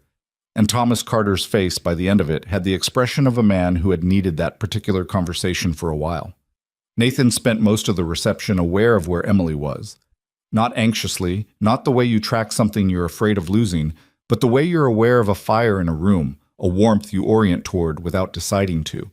She was in her element, moving through her people, her laugh the real one, unedited, the cracked bell sound. He watched her from across the room and thought about the promise in the store window and the 8-year-old who had written it with the wrong spelling and the right intention, and thought that some things take the exact amount of time they need, no less, no more. Lily found him standing there watching. You're doing the staring thing, she said. I'm appreciating, he said. It looks the same, she said. He put his arm around her shoulders. She leaned into him in the easy way she'd come back to, the way she hadn't for months after January, the leaning that said the ground was solid and could be trusted. You know what Emily told me? Lily said. What? She said the bakery is going to need a better second person eventually, when she's too busy. Lily was looking at the crowd, casual, not quite casual enough. She said she was going to need to teach someone properly. Nathan looked down at her. She was just saying it, Lily said. Right, Nathan said. It wasn't a promise or anything. Of course not. Lily nodded, leaned further into him. But probably a veterinarian baker would be useful, she said. Probably, Nathan agreed. Across the party, Emily caught his eye. He didn't know exactly what she read in his expression, but she smiled, the full one, the real one, and turned back to her conversation, and Nathan stood in the April evening with his daughter against his side and thought about the thing his therapist had said a year ago, stopping long enough to be somewhere. He was somewhere. He had been somewhere for a year. He intended to keep being somewhere for every year after this one, in a town that had remembered him before the money, in a bakery that smelled like vanilla and warm bread, beside a woman who told him true things, raising a daughter who had decided the world made sense again and had the striped rock in her pocket to prove it. In the kitchen of the house on Maple Street, eventually not a rental, eventually fully theirs, the oak tree in the yard still climbable and still being climbed, the purple crayon promise hung in its frame beside the window where the morning light came through. It was not on the best wall, not prominently placed. It was in the kitchen because that was where most of the real things happened. The cooking and the arguing and the homework and the ordinary days that turned out to be the whole point. When Lily asked about it, which she did, periodically, because she was a child who wanted to understand the history of the things around her, Nathan would take it off the wall and hand it to her and let her read it with her too serious 8-year-old face, the misspellings included. Did you really promise this? She asked one evening, homework spread across the table, the bakery's closing sounds still hanging in the air because Emily had stayed for dinner. I wrote it, Nathan said. I don't remember writing it, but it was mine. But you meant it? He looked at Emily, who was at the counter, not quite listening and absolutely listening. She glanced up, held his look. I meant something by it, Nathan said, looking back at Lily. I didn't know the word for what I meant yet. I just knew the feeling, and the closest word I had was that one. Lily looked at the paper for another moment, then she handed it back. The most important part wasn't making the promise, Nathan said, putting it back on its nail. It was keeping it, Lily said. He looked at her. You've said that before, she said. Once, I think, or maybe I just knew you were going to say it. Emily, at the counter. She knew. Obviously she knew, Nathan said. She's your kid, Emily said. Lily, between them, said nothing, only picked up her pencil and went back to her homework with the satisfied expression of a person who has ended up exactly where they intended, even if the route had been, at times, longer and stranger and harder than anyone would have chosen. Outside, Cedar Creek made its evening sounds, the diner closing up, the creek running somewhere at the edge of the town, the last light going from gold to dark in the ordinary way of days that add up, one by one, into something worth keeping.